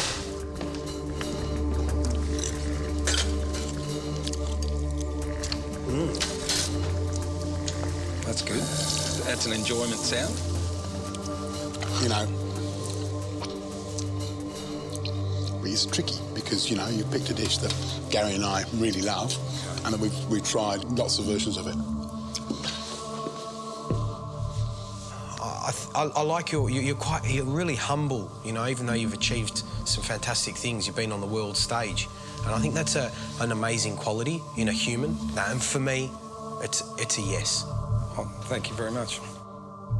But I sat in Darwin and had that same dish 2 months ago and paid $65 for it. And your version kicked the arse of that expensive restaurant. So I'm going to say very solidly, you're a yes to me, yeah? Thank you. Wow. Wow. High praise indeed. I've eaten some really nice chili crab. I just want to eat, I'd eat the whole lot, mate. I would eat the whole lot. So based on the dish, regardless of anything else, it's a massive yes. So, well done.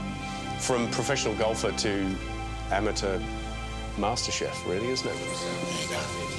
Congratulations. Oh, thank you. I'm tired, nervous, and suddenly all after nothing. It's just suddenly all happening. 23-year-old Julia Jenkins has a lot riding on MasterChef. Basically, I just quit my job. I really wanted to just move into the food industry.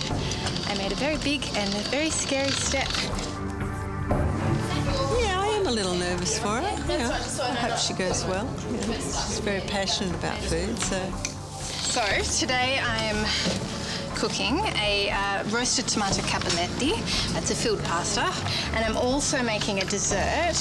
And this is a baked ricotta pudding. Good luck, darling.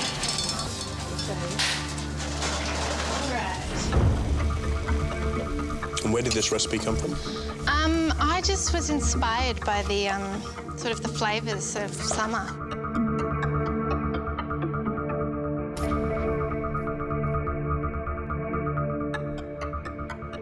What's inside the zucchini flour? It's a little bit of herb ricotta. What would it mean for you to go next round? It would just, it would mean the world. I don't think I've wanted anything as much as I've wanted this before. Like, How do you feel if you don't get anywhere? I'd feel pretty gutted. But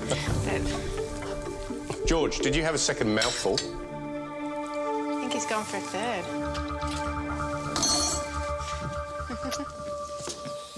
The problem I have is you talk the talk, but I've not seen any kind of mad dog feralness that kind of really great chefs need to have. I mean, is that inside you? Oh, yeah. The hunger to learn more is just, it's there.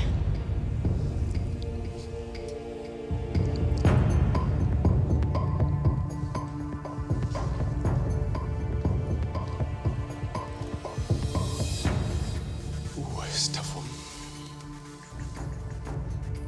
I'm still not getting the drive. I don't really get a sense of what's there, like what's really in here. I don't know, I find when I'm talking about food or I'm cooking food, I feel really elated. Like one of the times in your life when you just feel really, really happy. You sort of like, I tune out of everything else. It's how I calm down, it's how I amp up, it's how it's just everything. Your parents supportive? Very, yeah. My mum's here. Can I meet you, Mum? Yeah, sure. Go grab her.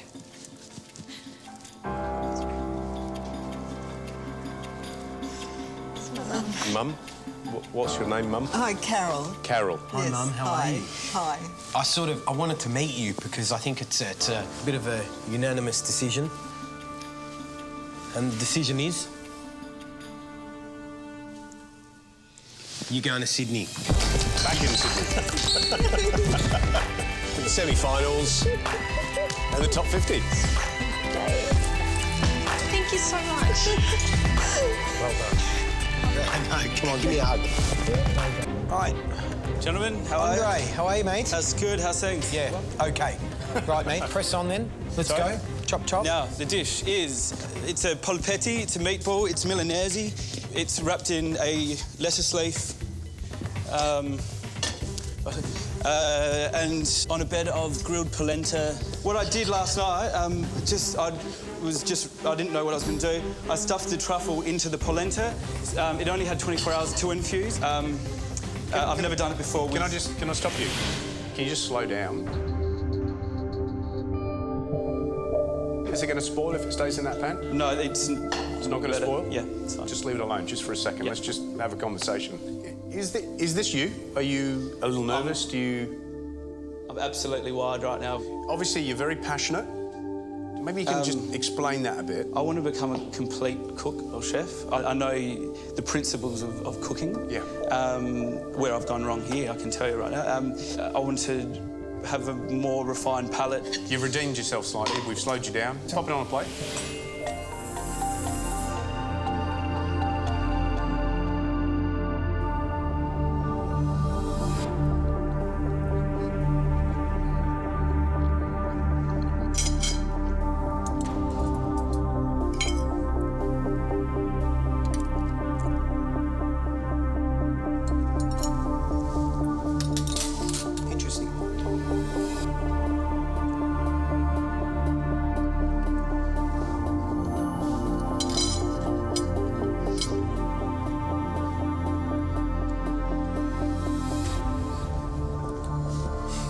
So.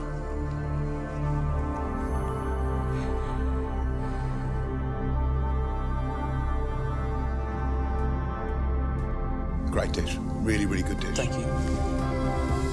Thank God we've got a dish here in Adelaide that is good, yeah? Fantastic. Well done. Yep. From a cooking point of view, it's an absolute definite yes for me. I want you to go to the next stage. I think you can go all the way. I think you could be the winner if you put your mind to it. Yep. So, great job. Looking forward to seeing you in Sydney. Yeah, thank you. Cheers. Adelaide has recovered itself. We have had a good meal. Thank goodness. Hallelujah! So I'm going to give them something pretty challenging, really, because it's definitely acquired taste and texture. So it's like a gnocchi, that's what I was thinking, yeah, it is, like a small... but it has a much springier texture. I can almost guarantee you none of the three of those judges would have tried this dish ever. Hello! Oh, you're back! I'm back! Here it is. Do we go up? Let's go up. So these are the abacus beets. It's made out of fresh yam.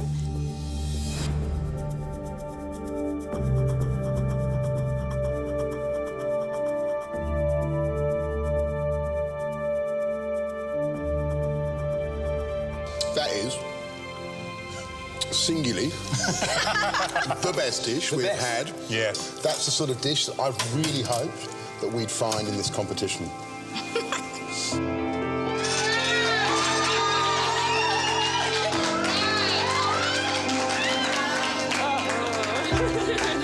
So, what are you making? I've made a potato gnocchi, and I'm actually serving it with burnt butter and sage. Gee, gnocchi, it's probably the bravest dish that you could bring in because it's such a hard dish to get right, yeah? This is potato gnocchi, yeah? Yes, yes. How did you cook the potatoes before making the gnocchi? Well, in the microwave. I've just put it in for 5 minutes.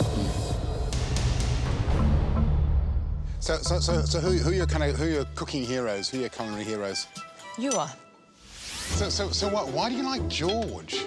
Why do I like George? Why do you like George? Is it my good looks? No, well, yeah, apart from your good looks. Okay.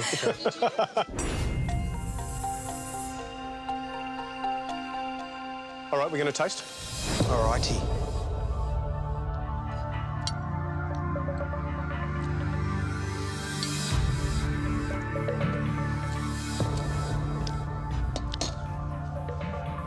He gives you nothing. Nothing. He didn't say anything to He me. gives you nothing.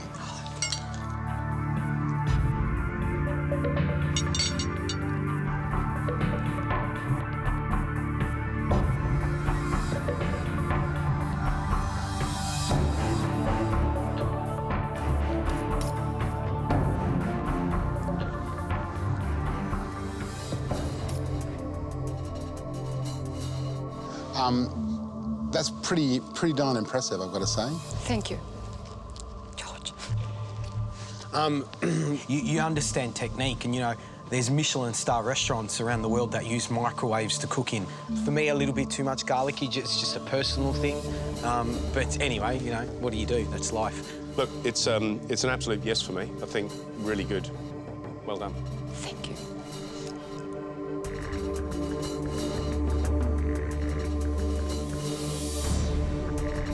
I think from both of us, sadly, we're going to have to say yes. Oh, thank you so much. Thank you, thank you, thank you.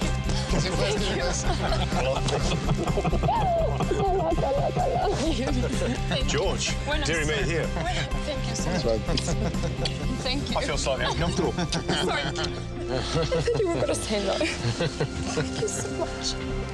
So I hear you've had a long drive, is that right? Where are you from? Definitely, Mission Beach. Mission Oh, Beach. wow. What are you going to cook for us? Strawberry and lime, sweet chili coral trout. Strawberry lime. Yep, sweet chili coral trout. Let's go. You've got to convince me on this one. Spear caught. Spear caught. So you caught this yourself? You didn't buy it from Fishmonger? Sure did. So where did this recipe come from? The back of my forehead, basically. Something simple. It's coral trout. Yeah. It sells itself. Yeah. Don't have to do much to coral trout. So tell me about your family situation. You got kids, wife? My wife and a son. My wife wasn't given long to live, and she sort of. It's a bit hard for me to say. Sorry. No, that's all right. Did she have a terminal illness? Did you say? Well, according to modern day science, she did. Yeah. They did everything they could for her, and still. What was it? Was it a cancer, and I proposed to her, took her away, and we came back 3 months later. On our wedding day, she told me the doctor had rang her up the day before, said, "You've got the all clear, we can't find anything wrong."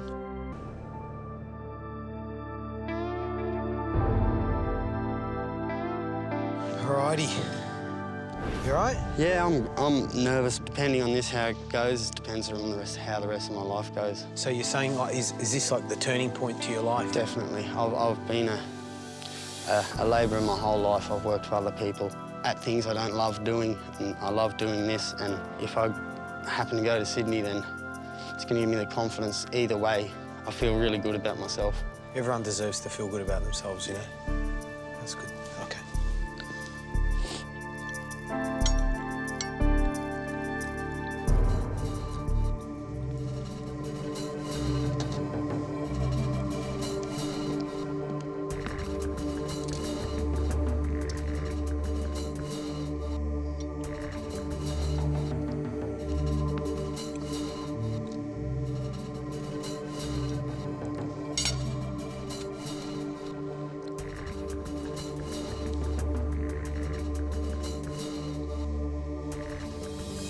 Obviously, you've driven down from bloody, Mission Beach. That's a big commitment, you know. I just don't know. What's interesting about the dish is you haven't boiled the rice up. The strawberries are a little bit weird, but I think you've actually got a bit of a palate. Obviously, your knife skill's good, which is another big plus. It's a yes from me. Awesome. You know, my head chef for the press club, he came to me, 5.5 years ago, and he couldn't peel a tomato. But I gave him a chance. 6 months ago, he was awarded Young Chef of the Year. I can teach you how to cook a piece of fish. If you're dedicated and you're going to be disciplined and, head down, bum up, it's a yes from me. OK. MasterChef's greatest long shot, Jared. You're going awesome. You're going to Sydney, mate. Beautiful. Thank you guys so much. Yep. Thank you. Well done. Let's hope you can pull the stops out, mate, yeah? Do it round and do it up in front of you. Looks pretty good on you. Thanks, Jared. Looking forward to seeing you in Sydney. You will. I'll be there. He's either going to go one way or the other, and let's hope that this chance that we're giving him is going to work for him, Yeah. So we got the family. We've got the Luton family. Is it Luton Brought my sister in, Melissa, a.k.a. Nonna. Why a.k.a. Nonna? Because I've been making pasta de nonna. Right, OK, then. I've made tortellini with sage butter sauce. So Zach, who's a better cook? We're both very different styles of cooking. Melissa, I would say, is more intricate, more delicate. I'm more explosion, inventive, visionary. I'll get in the kitchen not knowing what I'm about to do and just go for it. What do you love about her cooking? Well, one thing I always love is just that plain, simple food. Plain, simple food? No, because it's delicate. It's plain and simple. Plain, And very There's delicate. nothing wrong with plain simple, And it just Melissa. brings that light subtlety through, so what she's done today is just that light, subtle flavour. We've got two dishes, brother and sister. Explain to me what we've got here. We've got duck. Yes, I've got a stuffed rolled duck with my gobble-gobble stuffing. With... OK, and what do we got here? Bug and sage tortellini.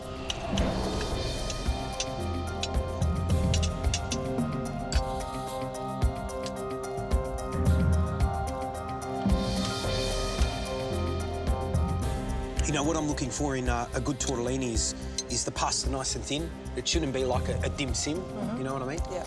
It's got to be nice and thin, nice and delicate.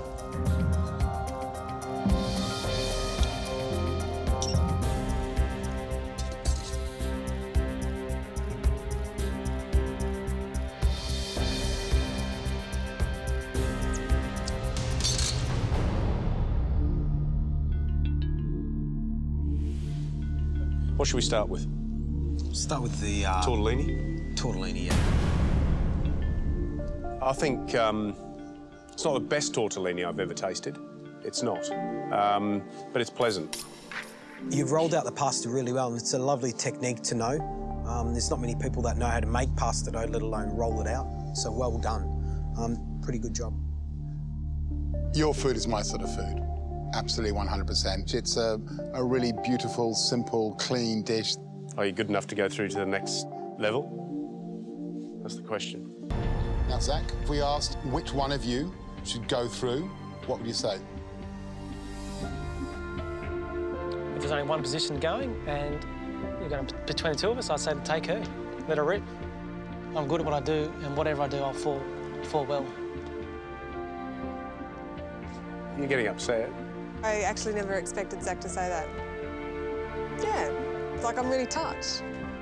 The dish is definitely good enough to go through for me. It's a yes from me. From me, it's a yes. So you're through. You're through to the next round. Zach, I'm sorry. Give her a hug, mate. Give her a hug. Go on, give me this hug. You should do the honours. A combatant. Number one. Here we go. And wish you luck. Well done. Well done. Fantastic. Hello. How are you? Good, thank you. Now, guys, what I have made for you today is I have made a penne in a zucchini flour and sort of lemon zest. I suppose it's almost like a dressing. What do you do with yourself? I'm a law student. Why are you doing law and not cooking? Obviously, you love your food. My mum always convinced me that, you know, go get your degree, then you can do whatever it is that makes you happy. So that's what I'm doing, and sort of practice my cooking in the meantime. So you want to open up a restaurant? You want to be a chef? What is it that you want to do? I would love to open a patisserie. I'd love to be a pastry chef. So why aren't you giving us a dessert today? I am giving you a dessert as well. As well? That's my hidden surprise, boy. You need to moto. You need to moto. What have you got We there? have one banana tart tartare. Let's go. Let's go. All right, Let's taste ready to go.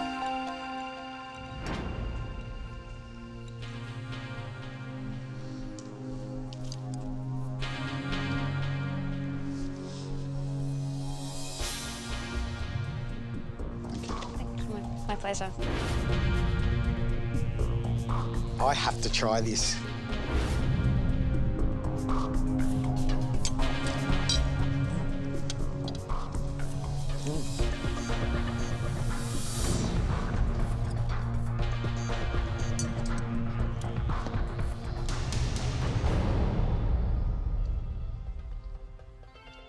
It's the first thing I've enjoyed all day.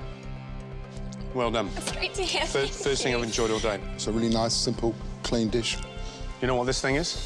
It's an apron with the MasterChef logo on it. This is where it begins. Oh, so thank you so congratulations. much. Thank you. Well done. Thank and we you look so forward much, to seeing you in babe. Sydney. I'm so pleased. Brilliant. Thank you. You deserve it. Yeah. Well done.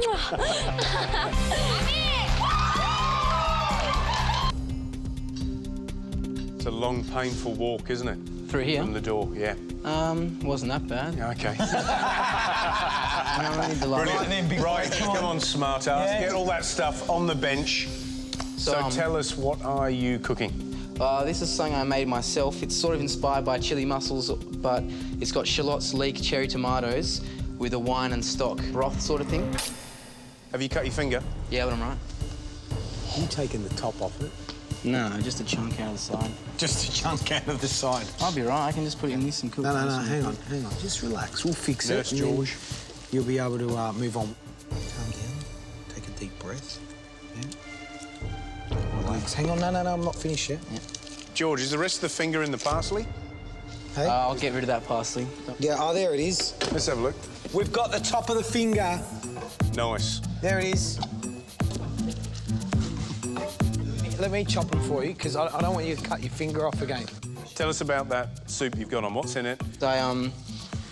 Julienne, some leek. Yeah. Brunoise, some shallots, and just quartered some cherry tomatoes, sautéed them, sweated them off.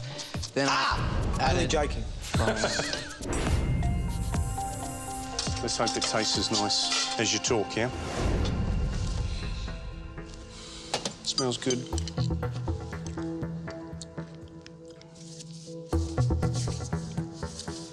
I like it. Some good thought. You're a young man, you know. Some good. I couldn't cook like that at your age. No way.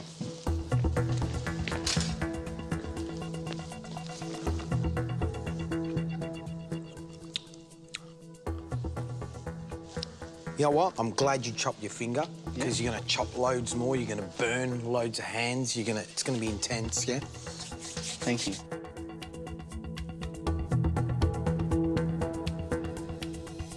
You going to Sydney, mate, from me? Yeah, absolutely. Absolutely. Yeah. It's a fait d'accompli, as they say. Yeah. Really, really good. We're very, very, very pleased to have you on board. Fantastic.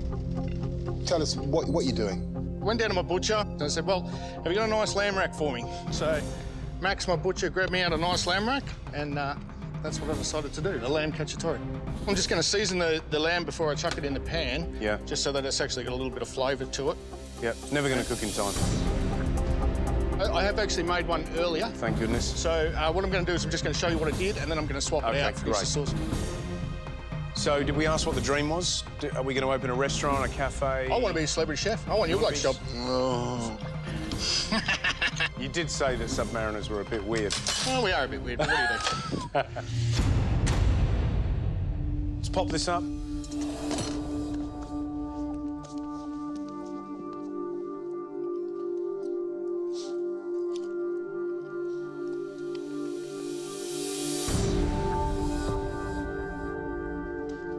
Nice bit of meat. Thank you, sir. Sauce is not bad. You know, it's a bit clumsy, but it's not bad. Not bad.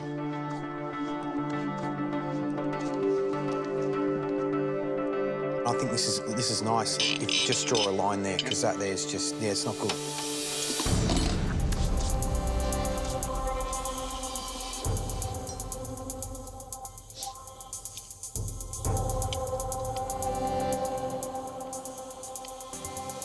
That's great. Thank you. You know what, though? I want to find out, are you pulling out plonker? I mean, are you for real? I would love to open a restaurant that serves good, wholesome, home-style food to the public. With me and my wife, side by side, you know, just serving the general public and feeding people. That's what I want to do. Yeah. What do you reckon? You're a yes for me. Thank you.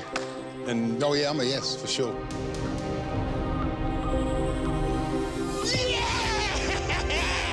Nice one!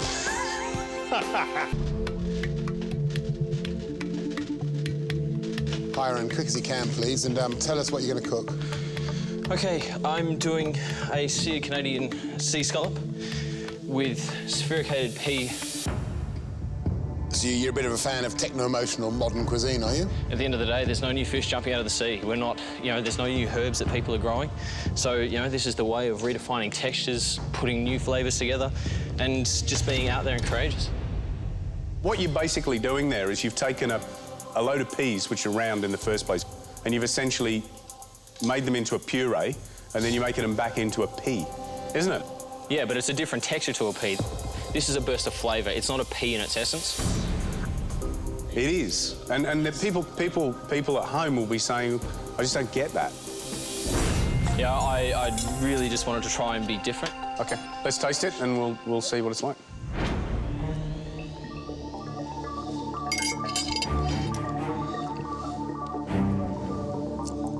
To be honest, what I get there is little spheres of peas that don't taste as nice as peas.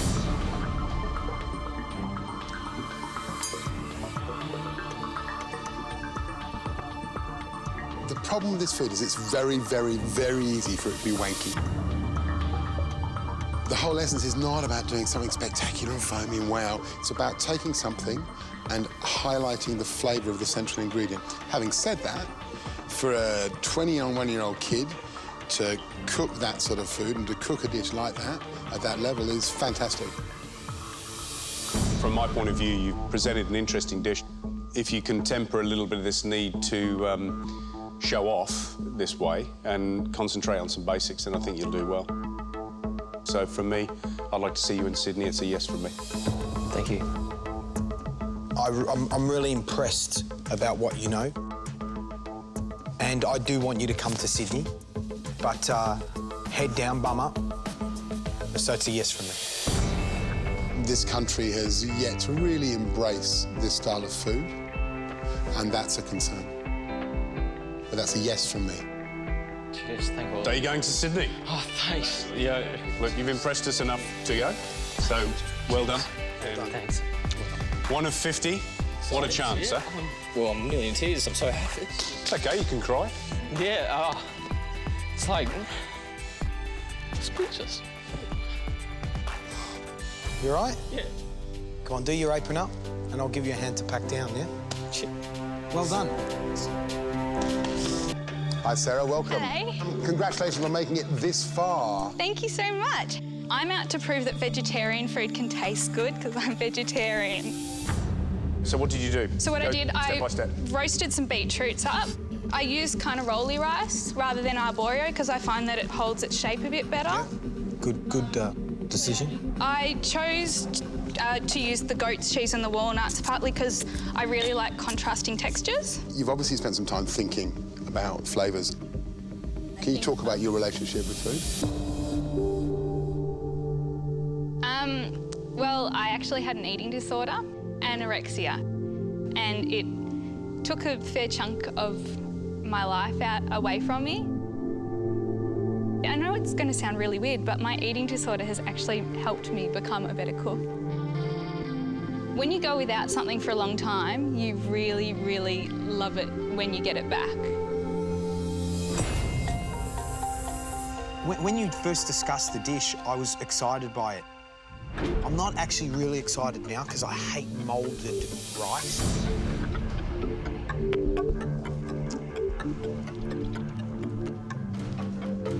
It's nice. It's nice. It's a classic combination. There's no two ways about it. Everything's right for me. You know, the fundamental flavours are there. What really impressed me is your understanding of texture, and it's a thing that so many chefs forget about. You're in it for me. Really? You know, I think there's something there. You're a yes for me. You want to do the honours? Thank you so much. There you go. So we look forward to seeing you in Sydney. Thank you so much. Hi, Linda. Hi. How are you? Good, thank you. What's the dish you've got on the... Today I've got a rice pudding, a blueberry rice pudding with violet reduction. But you're obviously very lucky. You can travel. You know. I'm not really sure what you want to get out of this. What's a great achievement of yours?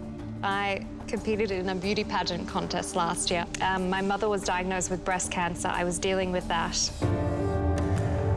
I managed to get up on stage in front of 4 million people, and I managed to win Miss Congeniality. For me, that was, you know, it wasn't for anyone else. That's been really hard with your mother going through. And, you know, it's really, really difficult, but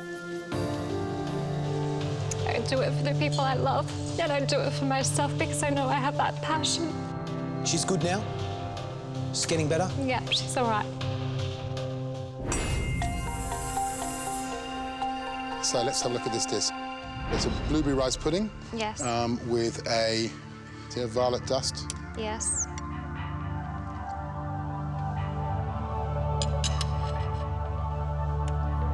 We talk a lot about how food looks, and this is, I think, probably the first dish that looks like it's come out of a proper European Michelin-starred restaurant, and that's fantastic. So you've got little shortbreads. Yes. And what's this? This is the violet powder, crystallized violets. Yep. That I've candied myself. Are you pulling my leg? No, certainly not.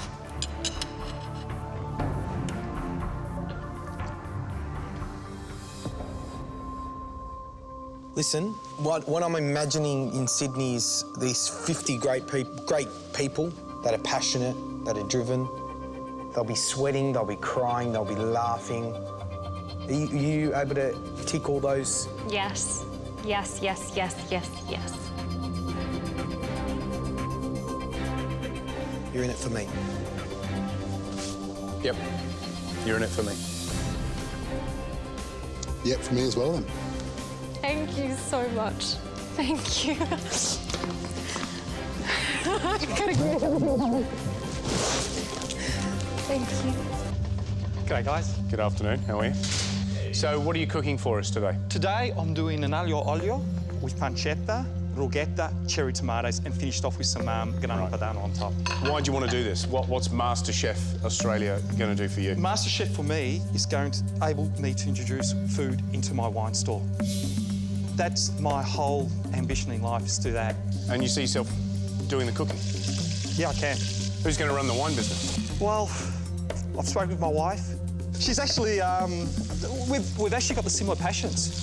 Similar passions. We cook a lot together. You sound like you're a team. Is she fully supportive of you? She is, yes. It's smelling very good, I've got to say, even over here.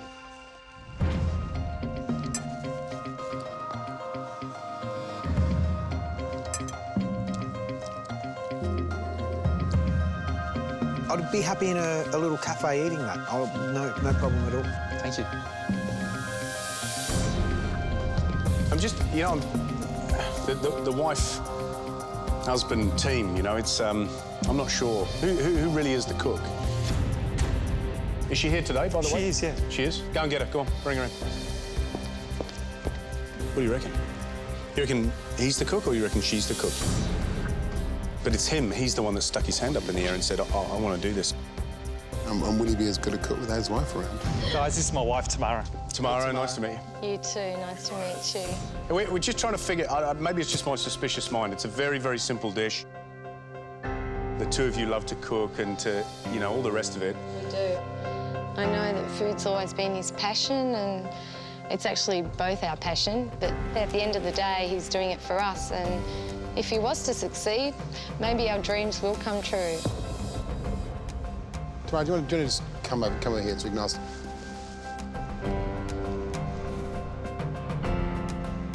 There's nowhere to hide with a dish as simple as that. There's also a real shortage of properly cooked pasta, and that spaghetti alla carbonara is impeccably cooked. Well, I reckon it's a yes from me. I like the idea of it. I'm just not sure in terms of the depth of knowledge there, and also the, you know, your resilience and strength away from the family.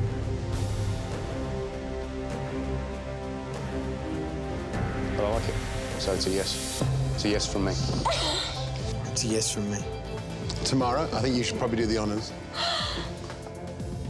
Don't forget, over 7,000 people applied for this. 50 of you going through to Sydney. Congratulations. I am here to win MasterChef Australia. I've got to try this. I'm not saying I'm going to win this. This is way out of my comfort zone. Thankfully, first up to face the judges was somebody who wasn't lacking in confidence.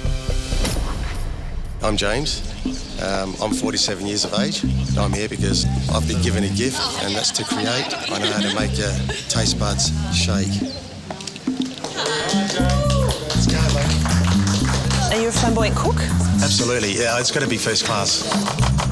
I'm just zip-zap in the kitchen. High energy? Yeah, full on. I'm doing blue swimmer, chili crab. I invented the dish myself, and it's such an incredible dish, and an incredible chef will just recognise it. So, there we go. So James is ready to face the judges, but are the judges ready to face James?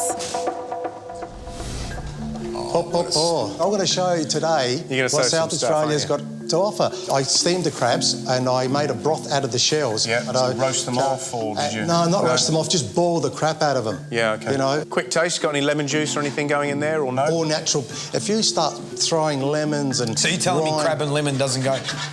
You can put it on after, but not while you're cooking it. Why are you here? What do you want to be? What's the plan? I'm here because I'm good at what I do. And I rarely make the stuff up. In fact, I don't even make the stuff up. Everything I make and create is sensational. You know, just got to reduce it. Matty over there, he's looking at me and he's thinking, what's this guy up to? Yeah. Hey? Well, I'm trying to work out how much there is coming out of your mouth. And I'm a good spinner. There's no doubt about it because I'm professional. But I'll tell you what, when I do say something, it's fair dinkum. I'll give you the best, and that's the way I am. Yep. Yeah. OK. So, nearly there?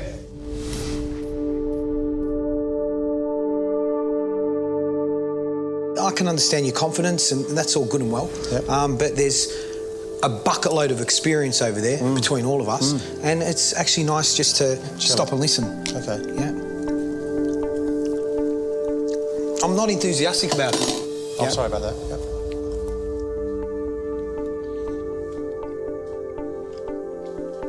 The way you talk about it, we're expecting something, bam, yeah? And it's kind of...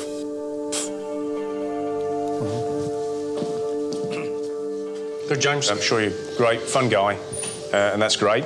But the big noting, if you're going to big note yourself, you better be bloody good. So it's a no from me.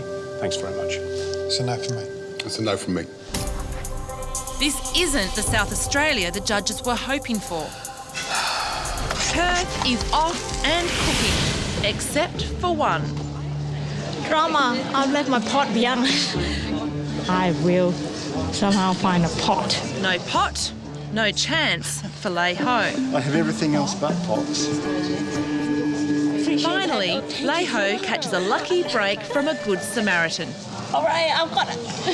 I'm going to win. So what I'll be eating would be a combination of flavours, Australian bush spices such as lemon myrtle, mixed with Oriental-style mushroom, fungus and enoki. It's going to turn out right.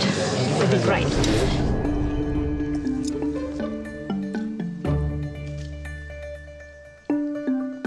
It tastes yummy. don't think, in the next MasterChef, but I'm really glad to have seen that Thank you dish. so Thanks much. for coming up. Thank you. This is a search for the best Perth has to offer. Making it through to the semi-finals will not be easy.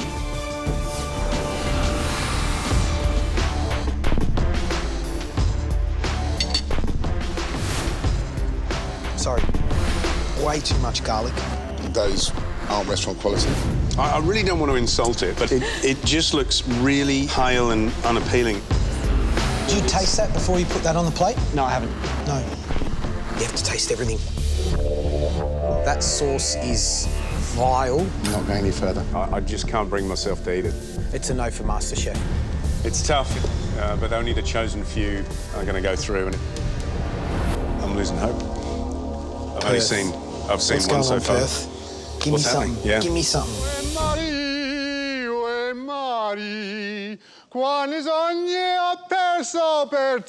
You're on the wrong show, mate. The chance of a lifetime is passing Perth by. This is probably the most stressful cooking situation I've ever been in. Robert Ford's one of the youngest contenders here. Just 18, but his plans are grand. I always wanted to be good at something. I wasn't that good at maths. I was okay at sport, but I was never the best. Music I tried at, but I actually think that I can put up a fight with food. It's a long, painful walk, isn't it? Through here? From the door, yeah. Wasn't that bad. Yeah, OK. Brilliant. Right, come on, smart ass. Yeah. Get all that stuff on the bench. So tell us, what are you cooking? This is something I made myself. It's sort of inspired by chili mussels, but it's got shallots, leek, cherry tomatoes with a wine and stock broth sort of thing. Have you cut your finger? Yeah, but I'm right. You taking the top off it? No, just a chunk out of the side. Just a chunk out of the side. I'll be right. I can just put it in this and cook. No, hang on. Just relax. We'll fix Nurse it. George. You'll be able to move on. Calm down. Take a deep breath. Yeah. Relax. Hang on. No, I'm not finished yet. Yeah. George, is the rest of the finger in the parsley? Hey? I'll get rid of that parsley. Yeah, there it is. Let's have a look. We've got the top of the finger. Nice. There it is. Let me chop them for you, because I don't want you to cut your finger off again. Tell us about that soup you've got on. What's in it? Julienne, some leek. Yeah. Brunoise, some shallots, and just quartered some cherry tomatoes, sautéed them, sweated them off. Then Only joking. I'm doing a pasta dish that I've been cooking for a fair few years. Lots of cream. Secret ingredient, sweet chili sauce. Changes the whole flavour of the meal. But would our judges be as daring as our daredevil chef? Hey! How are we going? How are you, mate? Good. Reese, isn't it? Reese. Reese. We're ingredients, mate. We're not going to eat that. I've got myself a pasta dish. So what's in there? Some bacon, diced bacon, shallots, salt and pepper, and some garlic. And then I've just chucked in some cream, and we're just going to add some cheese as well and some sweet chili sauce. Right. Ooh. So do you know what this... Sorry, What was that? Sweet chili sauce? Sweet chili sauce. Are you joking me or what? Secret ingredient. Do you have lots of late nights or something? Because that sounds like a midnight, midnight. Man, I'm really hungry. Let's have sweet chili sauce and cream. What do we got? All in the one pan. Hey, it is tasty. Look at that. So you've taken this dish has a name. This is like a fettuccine alfredo, one of the great Italian dishes out of the US. Yeah. I tend to call it feta crimchi because it's just a whole bunch of all the words mixed up in the name. Are you brave? Soldier.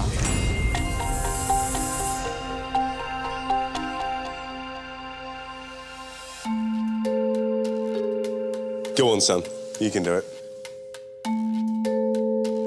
Yeah. Oh.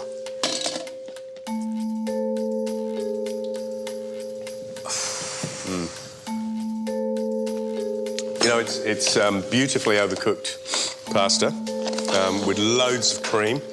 Loads of cream. Did I mention lots of cream? No, I There's reckon loads of cream. it needs more cream. But so, I'd give you 3 for effort. And 1, and that's being generous on the flavour. 1 for... One for flavour.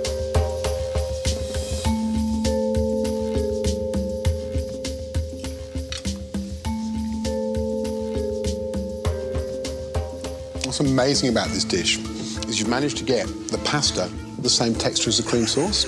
So it all kind of blurs into one kind of soft, gooey mush in your mouth, which is, I mean, hard to do, very hard to do, and these two guys would be hard-pressed to do that. Couldn't.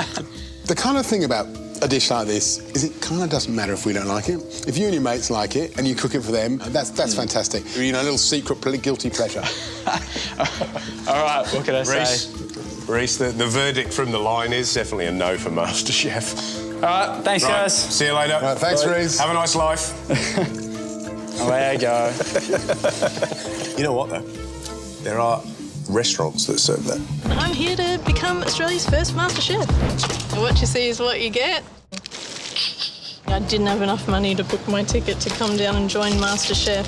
So I did a little baking drive and sold 40 cakes to raise enough money. I've made it. Look where I am. Cakes got Katie to Brisbane. She's hoping her chicken salad will get her to Sydney. We'll see how we go. Katie! Room service. Were you doing a little dance for us over there? Yes, I was doing a little dance. Come on, do us a little dance here. Get That's down it. today. Right, let's see. Now, get cooking. So where have you come? Cairns. You've come from Cairns down to Brisbane? Yes. Actually, I didn't have enough money, so I had a little bake-off. How much did you raise in the bake-off? $200. Wow. Fantastic, that's yeah, great. it went really well. So today we've got penne Caesar rigate and a coconut cake. So what's in there? You've got lots of shredded cos lettuce. Yes, it is. And then you've got penne pasta, you've got chicken, is that right? Or is Yes, that bacon? that's correct. Chicken, no, there bacon, is chicken and bacon anchovies. today. Do you like my mayonnaise? Is that what it is? Yeah. Actually, it actually reminds me of the Opera House.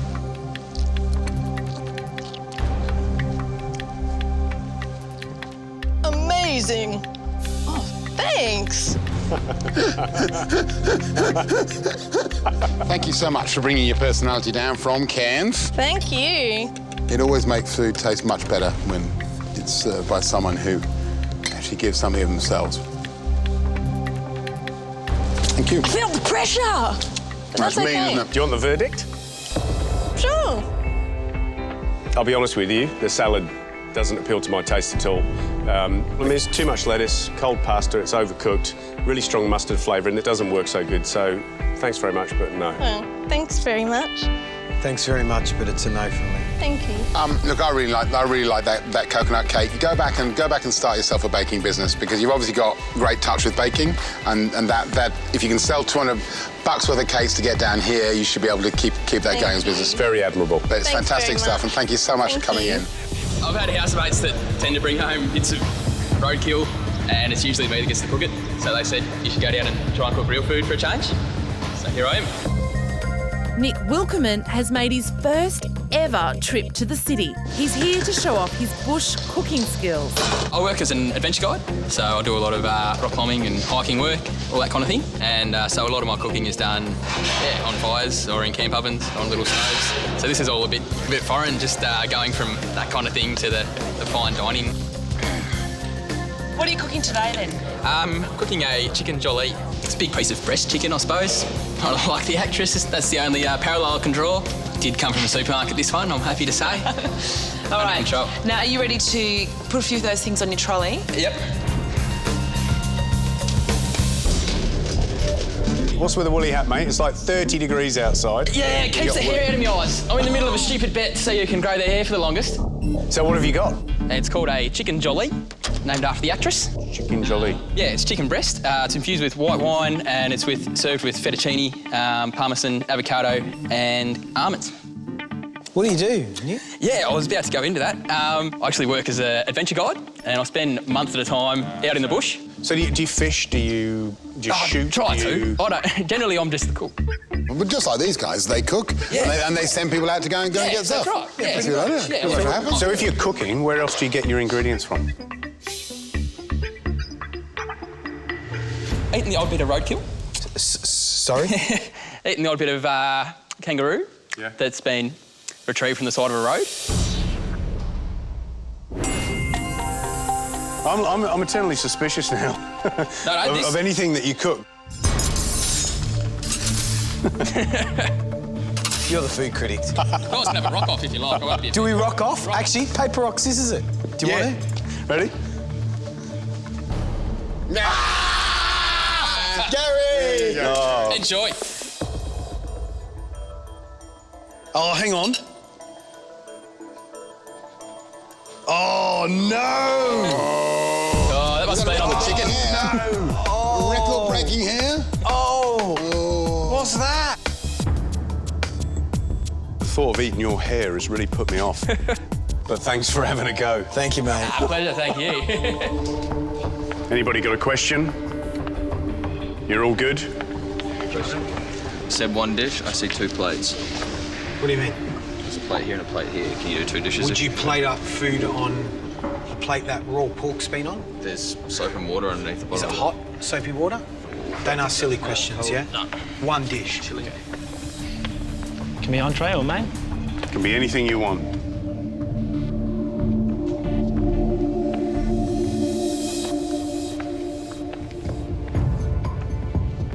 And just so you know, we're looking at the top 20 today. And based on this challenge and everything else that you've done this week, that's how we, as judges, will make the decision. This is the most important dish you'll ever cook in your life. Cook like the world's watching. Cook like no one's watching. Make it happen. This is it. Okay, good luck, everybody. Your 30 minutes starts now.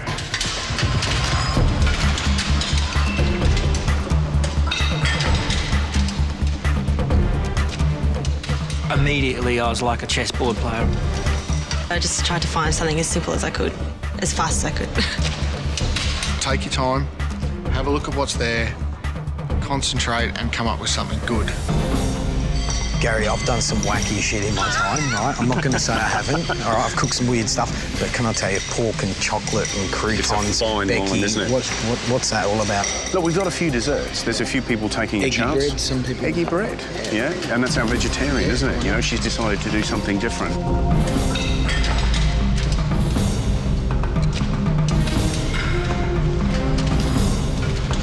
You know who I'm worried about? Is Robert. He's gone off a bit. He's trying to do an apple charlotte, which is a classic sort of English French dessert. Dry bread. He's got chocolate in the pan. He's got apples in the pan. Yeah, I smelled the chocolate was burnt as well. It's not going to eat well, and I think he may have stuffed this one up completely. You have 10 minutes to go. So, Brent, he's been walking a fine line. He's managed to get through on each line. I wonder if there's any sweat in his dish.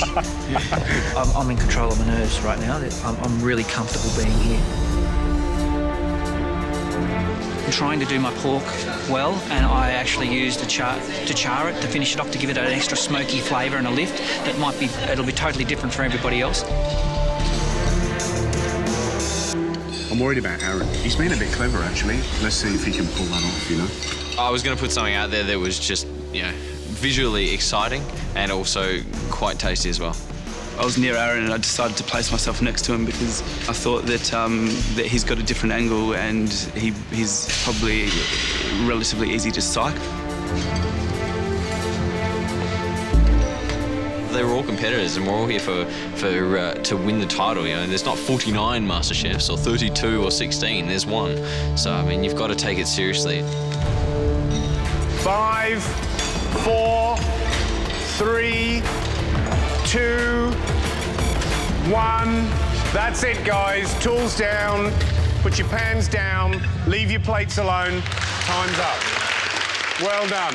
This was the last hurrah. This is the last chance to get into the top 20.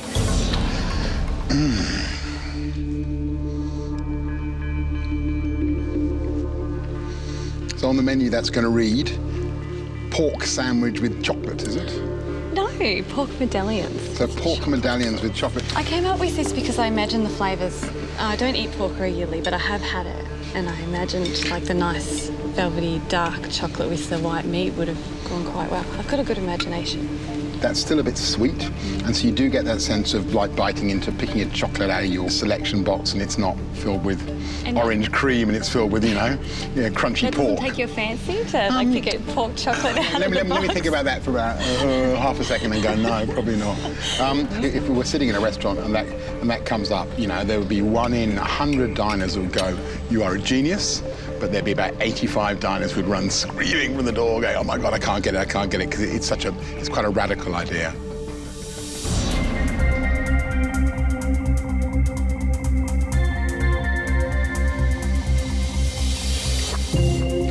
That's great. If you'd had the confidence to do that, and we'd be going, you're a genius.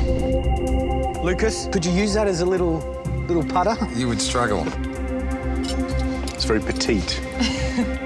Absolutely on the money. You look disappointed. I am. It's unfortunate. Yeah, you've really undercooked it. Andre? George? You good? What do you got in there? You've made a pocket, yeah? I did make a pocket, yeah. I think that I've slightly overused some of the flavours in there because I don't think I should have, sort of like a salsina on top, but I don't Are you telling me that you've overused it, or because you're creating an image in my head now, yeah? Okay. Well, you can try and bullshit me if you like, you know what I mean? Don't have to always, Yeah, you but know? I'm not, Okay.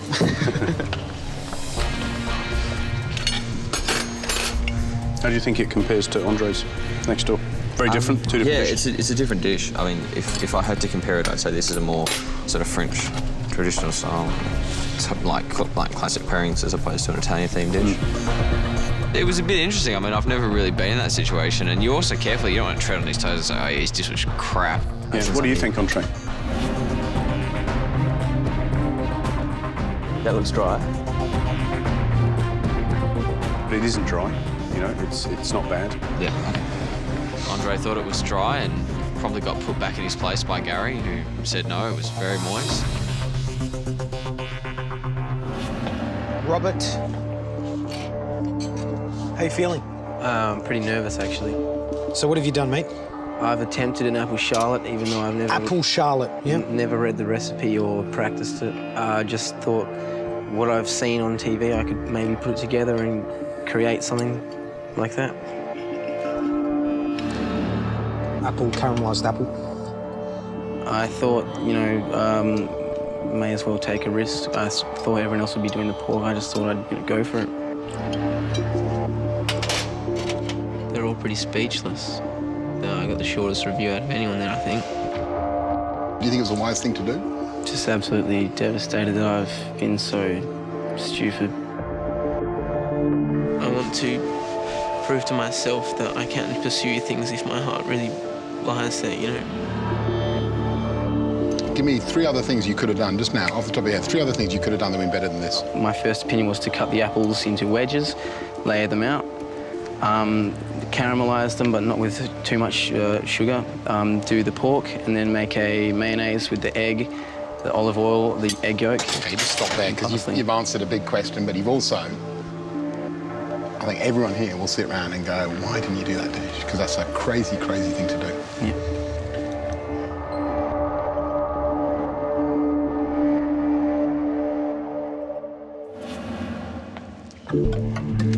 Brent. Chef. Explain to me, you've got pork chop, you've got apples, you stewed they look. Is that right? Correct. Tad sweet. How did you cook the apple? Water and sugar in the pan. There's something else in there. Tastes like butane or something. It's butane. Trick for young players, I guess. Horrid. When it got unceremoniously dropped on the side of my plate after being rolled around, one of Australia's finest food critics' mouths. Yeah, no, that's horrid. Yep. It's pretty disheartening, and I just thought I've worked so hard so far. I'm exhausted, and I felt I may have failed another challenge, and this was the big one. Thank you. I am supposed to make the dish that I would put on a future restaurant menu. So, Aaron, you're going to do something wacky for us? No, I'm just doing a modern version of cockabun. Okay. Yeah. And what's coq au vin? Coq au vin is chicken with a mushroom, red wine, reduction sauce. Instead of presenting it as a stew, it's presented on a plate with a potato puree and... Yep. A lot of flavour going on there. Because normally coq au vin is a very, very rich dish in itself. Lots of red wine. Yeah. Good luck. Cheers, thanks. Okay. In the first 15 minutes, I knew I was going to struggle, as I just couldn't get the flavour in the stock going. I'm trying to get the chicken cooking through the stock, and I'm trying to get the flavours there so it's really not water with this subtle stock taste through it. As I'm walking, I'm looking at my dish, and the presentation is probably the best around in the competition. Tell me what you've cooked. I've done my modern spin of coq au vin. Aaron was the most confident in his dish. Well, at least he thought so. I know straight away that I've fumbled the challenge. What I admire in you is that you're very creative. It's very pretty. There's a lightness of touch. You're careful with how you think about it, but you say it's a coq au vin. It's not a coq au vin. Yeah. You know, if you read what a coq au vin is, it's a big, rustic, French dish by origin. There's mushrooms, there's bacon. It's a farmer's dish. What you've got is a red wine poached chicken. It's dry. I understand why they gave me a rollicking, because I overextended myself. Cooking's about building blocks. You need to build those blocks gently. And sometimes going too far forward, you'll end up with problems like this.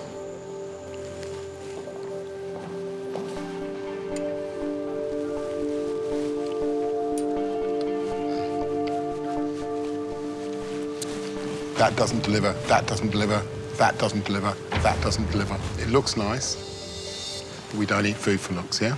So that's a miss for me. I just couldn't keep up with the time that was going on, and for that my dish suffered quite badly. You guys all set up. We're just getting the beef now. All right. Salmon, tuna, and beef. We had eye fillet on our list. We had a beautiful chunk of eye fillet ready to roll. I turned around to go get my tuna because I need to sear my tuna and my salmon. Turned around, it's disappeared. Now, have you got your beef? All right. I'm starting to tear the place apart, looking high and low for my beef. I need my beef. It's not there. I know, someone's picked it up and I thought I saw it over here.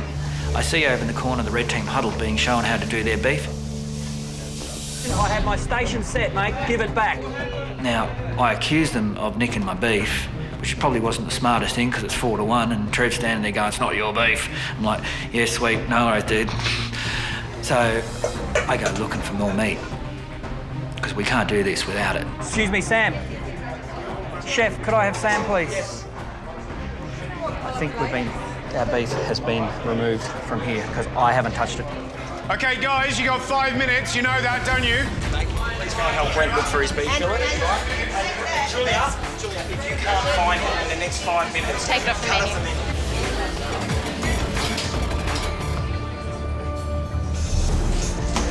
Have any of you guys seen our beef?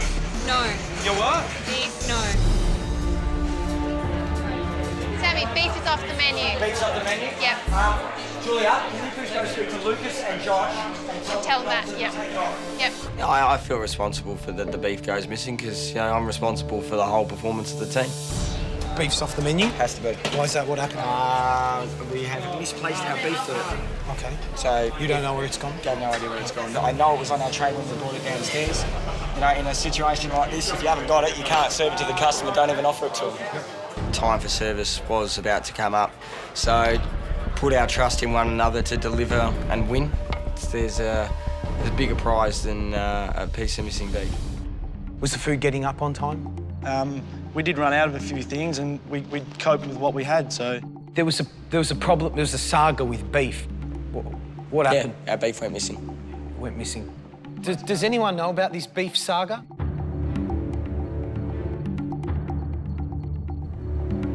I'm stepping up to this because I actually took the beef. I didn't steal it. And I completely accept that. Did you know it was their beef? I had no idea it was their beef. Who was in charge of the beef dish? It was Brent. Brent was in charge of the beef. I've carried the tray down, yes. This is your dish. You'd been delegated responsibility for the beef? It was part of his station, yeah. Don't cover up your team. You're just covering them up, right? So he's responsible. You're going into a service, you need the food. Please reveal. Yeah, that's all, folks. I haven't really cooked game before, so I can't wait. I've never cooked a rabbit before, but I also know that most people haven't. Now, Chris had 5 minutes in the pantry. You will have 1 minute each. Oh! I cannot see how I'm going to go in there and come out with anything other than the rabbit in 1 minute. Sam, your turn in the pantry. Most of what I needed was veggies, garlic, onion, tomato, basil, that sort of stuff. Italian flavours. Oh, come on. OK, Sam, time's up. Oh, that sucks. 1 minute in there is not enough time to find what you're looking for. I got 6 ingredients and I really, really needed 10. Everything's changed around. I couldn't see anything. Where's the garlic? Eggs. Halfway through, I didn't even have one ingredient on my platter. I am just trying to remember every core piece of what I was on about and still keep the abundance of food together. So I was just grabbing produce left, right and centre. Jenny, your time's up. Coming. Jenny. Coming. The dish I decided to make is leg of rabbit with citrus caramelised leek and balsamic reduction. Back in the Renaissance period, a lot of dishes were rich and using citrus. You're ahead of time. You don't need any more time? No. OK. Keep you intrigued. I butchered the rabbit quite quickly, chopped off all the legs, deboned the carcass and pulled everything out. I was worried about you because you didn't take many ingredients out of the pantry. I wanted to keep it really, really simple. Yeah. Like, I just want maybe 4 things on the plate, all complementing each other. Are you using all parts of the rabbit? No, I only want to use the 2 front legs. Which is the most tender part of the rabbit? It's up the top, underneath the breast. The front legs work the hardest. Hence a bit tougher. Oh, maybe, I don't know. Maybe. Lots of other bits of rabbit there. You might want to have a think about that. Linda, what are you doing there? You're making some sort of tomato I'm puree? tomatoes. I'm going to make a tomato foam. It's an inventive challenge. That's what you're meant to do, invent something that you've never made before.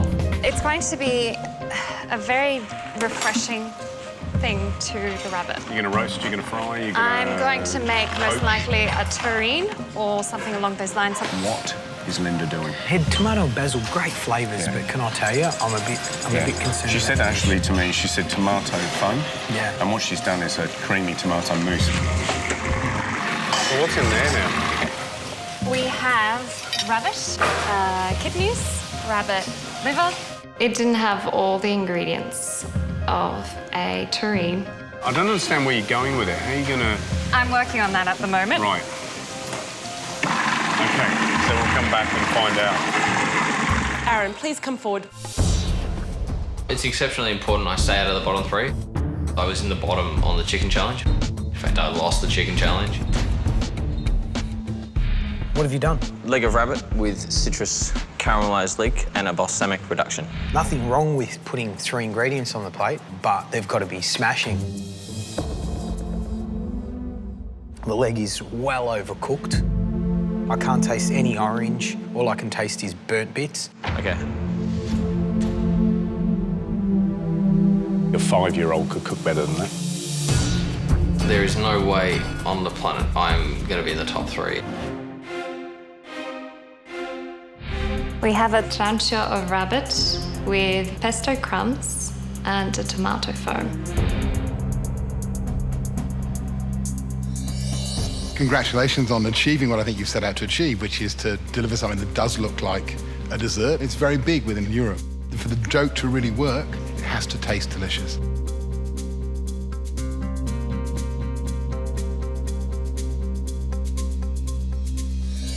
That doesn't quite achieve that.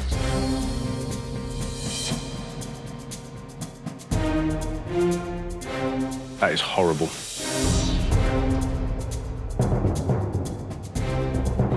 when someone mentions that your food is horrible, you definitely know you're in the bottom 3.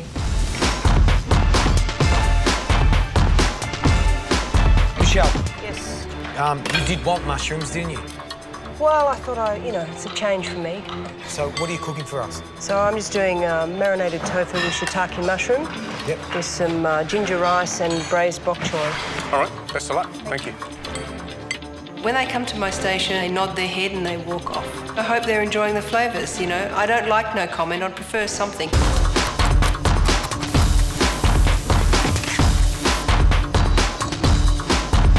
Okay, Kate, tell us what you're cooking and why. Stir-fried mushrooms with vegetables and rice noodles. And what sauces did you pick? I've got soy sauce and oyster sauce. Familiar with those? No. I don't eat Chinese food. You don't eat Chinese food? I don't. Everybody eats Chinese food. So do you cook Chinese food at all for anybody? No. You don't? I've cooked Thai before. I don't cook Chinese. Yeah, you can't rely on those desserts all the time, you know that. Good. I'm really worried about being in the bottom 3 today. This is definitely outside of my comfort zone, and I think that there's probably a lot more people here that understand these flavours better than I do today, so I'm seriously worried at the moment. Okay, guys, you've got 30 minutes to go. Half an hour left to go. I'm contemplating just doing a different dish because this is not good. Right, Sam. Yes. Tell us what you're cooking. Rice paper rolls served 2 ways. There's fresh rice paper rolls, which have bamboo shoot, carrot, spring onion, tofu, and shiitake mushrooms. And then I'm also going with the same mixture. I'm going to deep fry them as well. So you're going to get the fresh way and then the cooked way. Any sort of dipping sauce or anything that Yes, you're going to just get a ginger, sesame oil, and dark soy dipping sauce. Okay. All right. Best of luck, Sam. Thanks. I think I might have chosen the wrong dish. It's a tasty dish. I've made it as pretty as possible. I hope it's enough for the judges today. Tell me what you've got. Marinated tofu with a duo of mushrooms, baby bok choy, and ginger rice.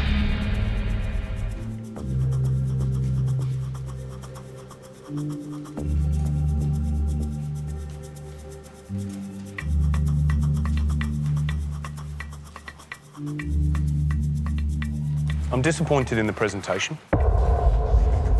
I don't like, Pac-Man made out of slices of ginger. Food should fall on the plate like autumn leaves, like, God dropped them down there. They weren't manufacturally placed on there, that they look like, they've come off a conveyor belt. Looking at this dish, the first thing I see is these huge, great chunks of mushrooms, which aren't particularly attractive in terms of making you want to eat it. If you want to stay here, you've got to do more than that. I wouldn't say I'm dreading the moment. I'm preparing myself for their criticism. What is the dish? Tell me what it is. Shiitake mushroom and tofu rice paper rolls with a ginger, soy, and sesame oil sauce.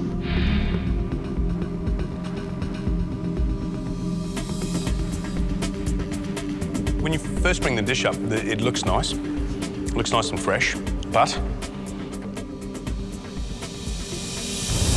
there's nothing in there that makes me want to go for a second bite. And that is not one of those dipping sauces that you want to keep dunking back into. And it has to be at this stage of the competition. Sam, an hour to make these? You've got some talent, and that's a shocking dish. When you get a really, really gooey bit, where the rice paper's got all gelatinous and claggy, yeah, now there's a lot of that there, and the tofu doesn't help, because that's got the same gelatinous clagginess. All right. I reckon you're probably in amongst the worst dishes I've tried today with that. Walked away from that thinking, I've taken a massive step backwards in this competition. The next dish to be tasted belongs to Kate.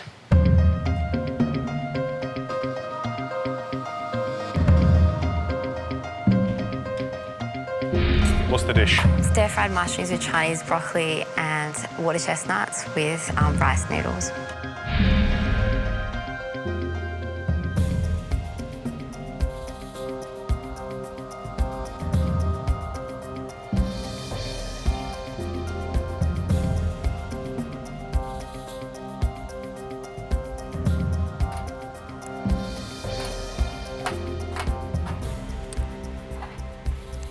tell you straight,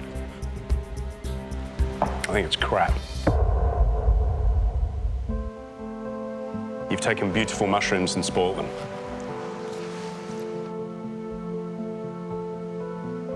What does food mean to you? I just gave up my 4th year of law school to come here, so...